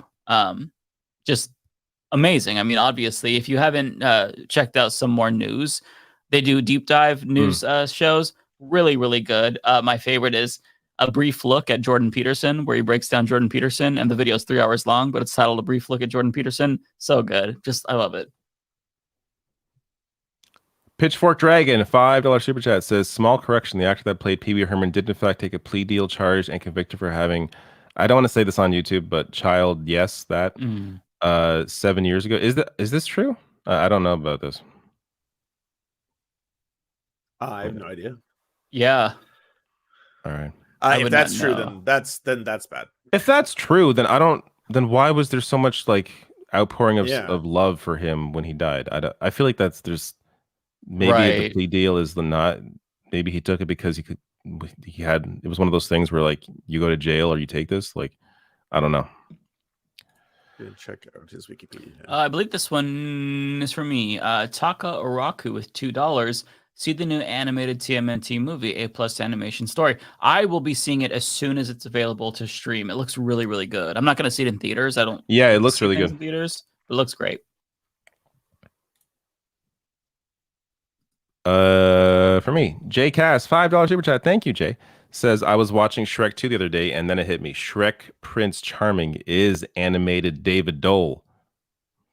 Oh, I don't remember. Wait, Shrek Prince Charming. I mean, it's definitely a character known for being handsome. It's a compliment. I don't have blonde hair, but thank you. I don't think I look like this person at all, but I do. Oh appreciate yeah, the compliment. I'm not getting David Doel from that. Maybe if I dye my hair blonde. Nope. My chin is not that chiseled, but I appreciate it, Jay. Thank you so much. It's not if he was caught with child pornography. It's not in his Wikipedia. It does talk about his arrest, and he was arrested for masturbating in an adult theater, and that's like the story that everyone kind of like knows. Maybe it's a different person you're thinking of, Chatter, like that also did a child show. I don't know. Yeah. Okay, this one's for me. And other oddities, $4.99. Y'all, I'm 54. So many of these rumors have been recycled. Like Cher had ribs removed. Cher too. I didn't hear about that one. Oh wow. I didn't know that. Why would she have a woman have her ribs removed? I mean, that you need a couple ribs removed for that. I'd be a little bit more difficult. I think there's a lot you need to remove for something to go on there. Yeah, for sure. You need to basically, be able to take off your head. But There were tons of homophobic rumors back in the day. Yeah, I believe it. I believe it. Yeah, there was like a lot of gay panic and stuff. I didn't see it as much, but in the 90s there were. True. Like Lance Bass, I think, was one for a long time in that. Oh, right. Yeah, it was really obvious that he was gay. Same with that's Spanish singer, Spanish American Ricky singer. Martin. Yeah, Ricky Martin, him too. He's gay. Yeah, and there were rumors for so long, like, no, he's not. Like, no, now he is. Yeah. Yeah, no, he's open. But I'm sure there were a lot more rumors that were not true. Yeah, I didn't know that he was gay, but I thought his music was gay, so it's still like I get that one as I guessed it, you know? Because the music is fucking gay. So I mean, got it. Come on. Well, he wasn't out until like, you know, it was like 5 years ago, 10 years ago, I don't know, whatever. Yeah, it's been a while. Narrator with a $10 super chat. Thank you, narrator. Says the false belief that most people thought the earth was flat before Christopher Columbus is a big one for me. Like they taught that in school based on some fictional book from the early 1900s. The false belief that most people thought the earth was... Oh, wait. Are you saying that... I'm confused. The false belief that most people thought the earth was flat. Yeah, they used to Christopher teach Columbus. basically that in schools until Christopher Oh, Columbus. okay. So yeah, that was like another big on the subject of rumors. Like that was a really huge rumor. Oh my god, I don't know this. Yeah, interesting. So, sorry to keep bringing it back to this, but I just got sent another link and it's in Snopes. And don't tell Matt Binder this because it might really ruin his day. But that's actually true. Paul Reubens apparently did. Yeah, he got based on newspaper archives and other records. The underlying assertion was factual, but it deserves extra context. It is true that in 2002, not 2001, Reubens was arrested and charged with 1 misdemeanor count possessing an obscene material and properly depicting a child engaged in sexual conduct, 17, which was under California laws defined as child pornography. However, he was not convicted of that crime. Roughly 2 years after the charge, in 2004, prosecutors agreed to drop the charge in exchange for Reubens' guilty plea to a less severe misdemeanor obscenity charge. Oh, I did not know that. Yeah, Rebecca and I guess we're not completely wrong to think what we thought. I didn't pay a lot of attention to like when he died and what things were that were being said, but I feel like I would have seen more of that if that. Right. It's weird that wasn't talked about more. That's kind of bizarre. Yeah. All right. Jake has $5 super chat. This one's for me. It's for you. I just saw the name. Yes, it's for you. It took me. I'm like, wait, is that long-time listener here? I always noticed you have a funny lisp saying Democrat when trying to say Democrat. Do I really like how David and Lance say a boot? I don't notice it. Has anybody else noticed that? Are they joking? No, Yeah. Because I feel like I've never noticed you say Democrat. I've never noticed you say yeah. I feel like if I said Democrat, I would like not upload that video. You know, so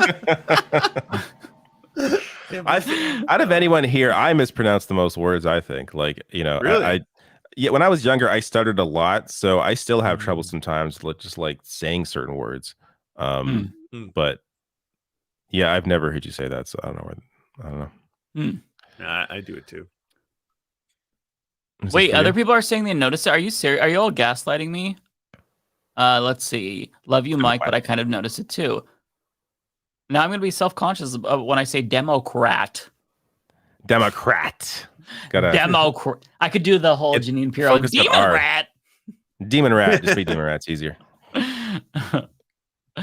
I think that one's me too. Yeah. So this is from Logic 5 Zozo with $9.99. Thank you so much. Really appreciate that. Welcome, Rebecca. I'm loyal to Queen Ole, but chat loves you. So, well, I mean, look, we can be loyal to both because we also love Ole, but we can love Rebecca as well. And we do love Rebecca. Yeah. Why can't you like both?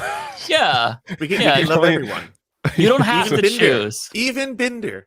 Yes, even Binder. Yes. You don't have to choose, folks. No. Open your hearts and embrace everyone. Let's Lance, you go. Finish yours off. Oh, sure.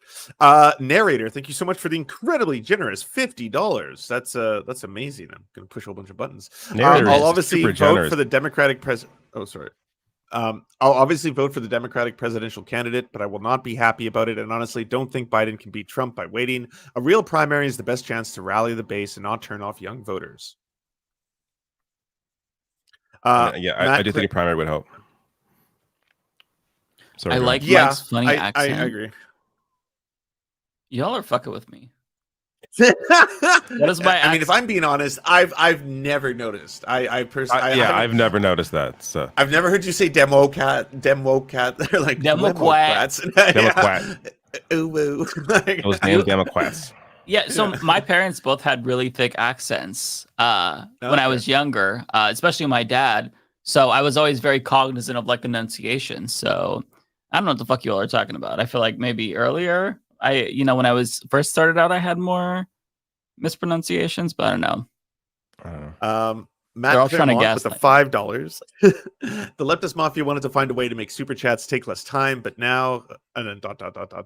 Lance, please give this 5 to Rebecca. I will, but if you want to give Rebecca money, her it's right below. Was it Cash App? Yeah, her Cash App is in the chats. I think exclamation point Rebecca or exclamation point Azor brings it up. And then finally, Laddie Da with the $5. Binder money, thank you so much. It's my first receiving of sweet, delicious Binder money, but having seen what it does to David Doel, I know now the joy that he experiences when you get that Binder dollar. It's amazing, and it's a thrill I want to have again. I can't stop now. And tell him to free the Twitch emotes when he comes back. Hashtag justice for Twitch. And I'm done. There we go. Okay, I feel a little bit better. Aquarius says they're just getting your goat. And they're confusing me with Mike Tyson. That would make more sense, okay? Because I would never. When I talk about the Democratic share a Party, lot of similar property. That is true.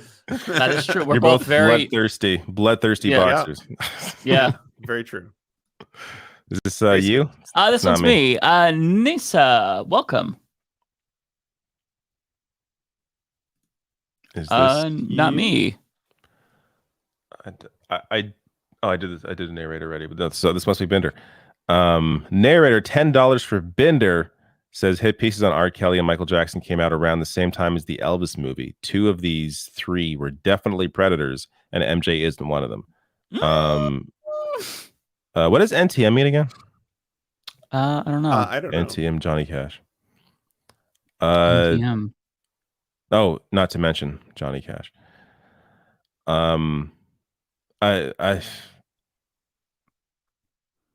That's a whole can of worms, but I don't. I mean, that's agree. for Binder, so we don't have to respond. Yeah. Come back and he can address all of this.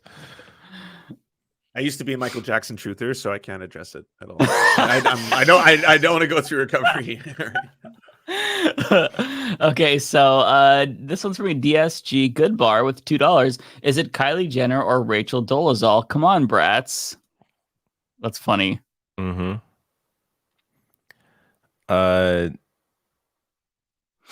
D Leopards, is that what that says? Wondrous Musings says, can we receive some love for the total drama series? Oh yeah, we played this, we showed this earlier. Me and Lance have no idea what this is. This is like some, it's like some cartoon. I had never seen it, but apparently it's Canadian. Is this for you, Mike? Yes. For Binder. Marla, thank you so much, Marla. Welcome.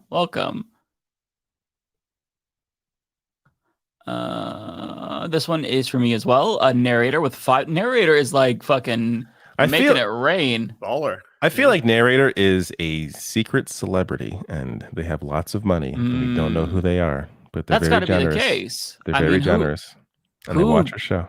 Who would do? Who are this? you, narrator? Give us some clues. I'm curious Are you too. being serious? I don't.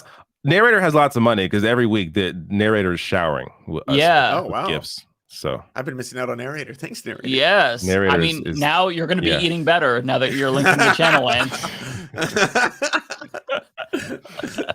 I got the extra large pizza last week. No. So this is where the money was at. Yes. Narrator with $5. Rebecca, to get the hours played, can you upload the Leftist Mafia replays to your YouTube channel so we could just replay the live stream? That's a great idea, actually. Yeah. That's a really good idea. We'll let her know. Really good idea. Good content. Yeah. The prof says, what cameras do y'all use? Editing software. I want to start making better lecture videos for my students. Anybody? So this camera here that I use, which is really good because I look at this autofocus. That's my finger. That is good. It's a Sony ZV-1. So look that up. It's a great little camera. The lens is built in, like it's a zoom lens, but it's built in, but it's really good. And the things, whatever it's called, the screen swivels around so you can see yourself. So I would recommend that. And editing software, I use Final Cut Pro. I use Max, so Final Cut Pro is for me. Adobe Premiere is usually what's used apart from Final Cut Pro. So that's what I would recommend. I use the Adobe Suite for everything, like the whole Adobe Suite. Yeah. What's your camera? I'm a Logitech Brio for streaming, but then I have a nicer camera if I'm filming like segments or sketches or stuff like that. Yeah, I'm the same. I have a Logitech Brio for streaming. That's what you're seeing now. For my regular videos, I have a Canon C100. And for editing, I also use Final Cut Pro.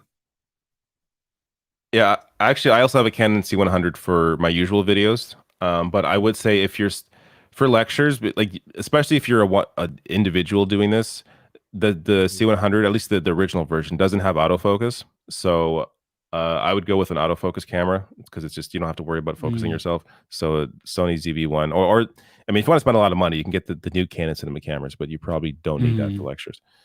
But there you go. Yeah. Here's some options. Yeah. It's for you. Oh yeah, 0PE, $4.99. Thank you, 0PE. Forget the MAGA music. Where's that playlist at, Mike? Oh yeah, you're right. For those of you who don't know, I've been meaning to upload like my outros on like the second channel or something. I just haven't gotten around to it. At some point, I will do it, and when I do, I will announce it. But thank you for the reminder. It kind of slipped my mind. So Ren, $2. I love the shirty. Thank you so much. Yeah. I don't remember the link, so I can't plug it. But I mean, if you go to their channel, you can find it. I'm sure if you look them up, yeah. Very good quality, by the way. I think that they go with the same distributor as you, David. Really, really good quality too. Yeah. Yeah. Fourth Wall, they're really good. Yeah. Great stuff. Oh, okay. This one's also for me. Oh, it jumped on my side. Narrator with $5. Thank you, Narrator. One Piece is the most leftist anime. Oda, the mangaka, has a poster of Che Guevara, really, at his desk. Here's what I'll say. Interesting. I'm not going to jump into the anime, but I will watch the movie that's coming out. I know they're doing a live action. It looks terrible, but I will watch it. It's probably give you. I bet everyone that loves the show is like, no, don't start with that. Or maybe it'll be a good movie. I don't know, but I feel like it's not out yet. Live actions of animes have there's not a good record, is there? Have you seen Death Note? Is there a live action of that? Yeah, on Netflix. No, I have not. It's bad. It's bad. They changed like the main character. They changed his name to Light Turner when his name in the anime is Light Yagame, and they made him a white dude instead. But that's like, is it new or is it old? It's from a couple of years ago, actually. They got away with that shit. Yeah, yeah, and terrible. They did good with the Shin Megami. I don't know if I'm saying that right. It's been a while since I've seen it, but the rest of the movie is just dog shit, complete dog shit. I William Dafoe is that's right. William Dafoe is the main Shin Megami. I can't remember the name of it. Yeah, he has a good face for being, he's great for that. Yeah, evil. Yeah. Oh, that's for me. Super Springer. It's a little sticker of an open box that says unboxing. Well, thank you. Is that an NPC thing? Open box. No. Open box. Box open. Is this for you? Mm-mm. Then this is for Binder, but says hi to me. Interesting. Maybe I won't read your chat. Omega Shenron Dragon, $5 for Binder, says hi Dave. To help you with One Piece, do this. I watch totally not Mark's recaps of the arcs and watch the main fights and interesting episodes. Best way. So I hear you. I still think that sounds like a commitment. It's like too much. Like that's true. Like still, we're talking about thousands of episodes. I mean, I guess you could just recap. Yeah, if you recap the arcs over like years, but you don't really absorb it the same way, right? Like, I don't know. I have a hard time. Even the idea of like playing Xenoblade Chronicles, like there's 3 of them out. Yeah, and I would like to play through them, but I don't I can't commit that much time to a single RPG series. Like, I don't know. It's a big it would take me like a couple of years, if not more, to get through 3 games like that. And I like playing a lot of different games, so I don't know. To commit to like a show that's 1,000 episodes, probably not gonna happen. Mm-hmm. Oh, Tinkerbell. Thank you. This one's for me. I got one from Tinkerbell too, but no, this one's for okay. you. Go. Oh, okay. Mama, globe, globe, globe, globe. Thank you, Tinkerbell. I had to say mama to get the accent because I can't just say globe. Well, I guess I did there, but usually I have to, work up to it. This for you? Yeah, this is actually Timber Dan with $2. Do Canadians call vacation holidays like in the UK? Good question. Sometimes. Yes, Mike, please answer as a Canadian. I believe they do. Right? Do we call vacations holiday? No, I'm going on vacation. No, I don't call it a holiday. Holiday to me is like Christmas. Yeah, that's a holiday. No, but okay, so you don't. Oh, I thought I knew my Canadian brothers better. I feel. But in the UK they definitely call those. I'm going on holiday. Yeah, they say the UK they also don't they call fucking cookies biscuits? Like that's just stop. That like I just assumed those were like those breakfast, but like crumpets. That's like a. But are all cookies biscuits? Yeah, I don't know. Cookies? I've seen every single season of the British Bake Off, and I'm still not clear on some of these terms. And I've watched a lot of Kitchen Nightmares from Gordon Ramsay, and I don't know. Right, it's never clear. I'm pretty sure they're gaslighting us and switching it in the same way that they'll say America and then they'll say America. I'm like, wait, how do you say it though? America. Yeah. I don't hear that. Who says that? That's crazy. Or like if you I watched an Australian beat 'em ups gamer, and when he's talking about Zelda, sometimes he'll say Ocarina of Time instead of Ocarina of Time. Oh, yeah, Ocarina. No, I would stop watching. Yeah, it's really offensive to me, honestly. Verna Rochelle, the $5 super chat says, "How are you guys feeling about Threads so far?" And David, are you going to follow me back on there ever? I will follow you. I got no problem following you. I'll follow you right now. But I still use it for sure. I don't think honestly, I'm not using social media generally as much as I used to. So it's not like I'm like avoiding Threads or not using Threads. I'm just not really using anything too much. Yeah, same thing for me as well. I'm trying to get on Threads more, but I just haven't been very active on any of them. I got back on Twitter a couple days ago, and I liked a couple of tweets from David when he was talking to Boebert. But that's and I retweeted a really cute video of an orangutan with little baby tigers. But I just I'm not big on social media right now. I'm taking a break. Yeah, I very rarely get into like Discourse now on Twitter, but I felt like I had to say something to Ben Burgess on the, and we had like, it was a kind exchange back and forth. We weren't like going at each other, but it's just, he's the kind of person where I feel like if you're nice to him, he'll listen to your arguments. So I'm nice to him, and I make arguments, and you said exactly what I wanted to say, which is why I had to, like, okay, this is a really good point to make. I'm glad you're bringing this up. It's important. Thank you. Yeah, and I feel like he needs to hear some of this stuff, but whatever. For sure. Is this for you? This is for Binder. So Ren says Binder may not be here, but his wallet is with us in spirit. That's so very funny. Pinkerbell, $2 super chat. Thank you, Pinkerbell. Says showing support for Matt Binder. Thank you. Pinkerbell, get back in here. I love getting that Binder cash. It's fantastic. Oh, you got that one. Yeah, this one's. Oh, I thought she actually sent it to Binder. Oh, that's funny. Okay. No, this one's for me. Nice. Okay, this one is for me from Ray Russell, $10. Thank you, Ray. You guys are bringing me back with the Martin and Living single mentions. I remember the other kids at school telling me I couldn't watch those shows because they were for Black people. LOL. Really? That's crazy. You see, all of my friends watched it. I grew up in a really diverse neighborhood in North Portland, so that wasn't like even a consideration for me. And yeah, I loved them. Martin was probably like my most watched show when I was like in second grade. Like, it was my favorite. I was a big Martin. Second grade. Yeah. I'm trying to think if I watched like a sitcom. Like when did I start watching like Seinfeld or like adult? What was Martin an adult sitcom or was it a children's sitcom? It was probably. It wasn't like super inappropriate. Yeah, like a TGIF kind of sitcom. Like a PG. Yeah, I'd say PG okay, probably. Okay. Yeah, because my mom didn't have a problem with me watching it, so I'm assuming it's okay. But the sexual innuendo probably just like went over my head since I was really young. I just thought that Martin Lawrence was really funny. Yeah. Okay. Yeah. Okay. Colt Dog. $4.99. Mike, YouTube won't let me insult you, but let me just say, when you said my dog, I remember now.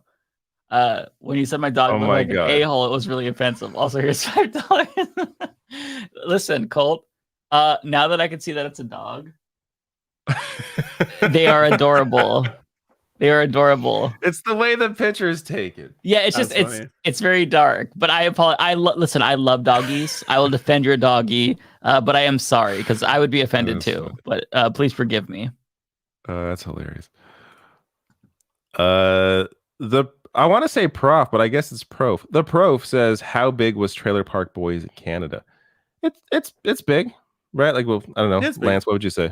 Yeah, it's big. It's a comedy that I would say most people know about if they're into watching funny things on TV or the internet. Yeah, I was thinking about rewatching it. That's funny. Yeah, I love it. Good stoner comedy. Oh, for sure. Immune Fusette 19 says $5. Thank you so much for the super chat. Says the new Twisted Metal show sort of plays like a live action anime. It's pretty good. Really? Based on the trailers, I thought it was like shit. Yeah. And I love Twist. Like I'm a huge Twisted Metal 1, 2, and Black fan. And I just thought that the show looked like it's Paramount Plus, so I had very little hope. Because didn't they also screw up Halo? They had a Halo show that Halo got was kind of just shitty. Skull fucked. Yeah. So I don't know. That's interesting. If it's just like a fun live action anime. You know what I'm gonna say? I watched 2 episodes. I'm a believer. Really? Yeah. So the first episode was very surprising to me. Really funny, doesn't take itself seriously. Second episode to me kind of fell off. They made Sweet Tooth a leather daddy for some reason, but it's not too bad. I mean, I'm 2 episodes in, pleasantly surprised. My expectations were very low because I saw I don't remember where they debuted the trailer, but it was of Sweet Tooth with Anthony Mackie's character, and they were listening to Cisco and just like arguing, and I was like, this is the dumbest shit ever. It's not that bad though. It's really not that bad. My expectations were low. I will say the designer of Twisted Metal, David Jaffe, he likes it. So if he is endorsing the show, then, and I don't think they get I don't know, the gaming industry is all fucked up. Like I would be shocked if David Jaffe's getting any money off the show, even though he created it, created the series. But if he's endorsing it, then maybe it's basically like stupid fun. Like if you go into it expecting it to not take itself seriously, if I smoke weed and watch it, maybe that's what you're gonna like it. Yeah, okay, it's like you'll ask questions like at the end of the second episode. I'm like, why? Like, what was the point of this? But I'm like, it was still enjoyable. What was the point of this? Like very weird, stupid things. That's me at the end of every single day. What was the point of this? I go to bed. What was the point of all this? All right, I think we're almost done because I don't got many left. Yeah, same. Is this for you? Yeah. So Ignar Husky with $5. Thank you, Ignar. Wishbinder was here. Saw Fishbone, King Youngblood, and Los Malhablados the other day. A great lefty punk, ska, and blues night he'd love. Oh, okay. Well, yeah. I bet he knows all those things. Yeah, I don't know about those things, but I'm glad that you had fun though. That's awesome. Good for you. I know that sounded sarcastic, but no, I mean actually good for you. I don't know why I just sounded like bitchy when I said it. I don't know. Good for you. Good for you. I'm glad somebody's having fun. Like, it didn't come off that way, but okay. I wasn't sure. This one is for me also. It's Jen Pepper with $9.99 super sticker. Thank you, Jen. It's a dog with a thank you on the head, and it's going like this, and it's licking its tongue, like going. I don't know. It's very cute though. Jen Pepper also sent me a $9.99 super sticker. Thank you so much, Jen, for your back-to-back super chats. There you go. I got a dog with holding a heart. It's very nice. Oh, thank you, Jen. Is this for you? No. It's for Bender. There's a One Piece character named Emporio Ivankov that can use their hormone powers to trans themselves and other people around them. It's interesting.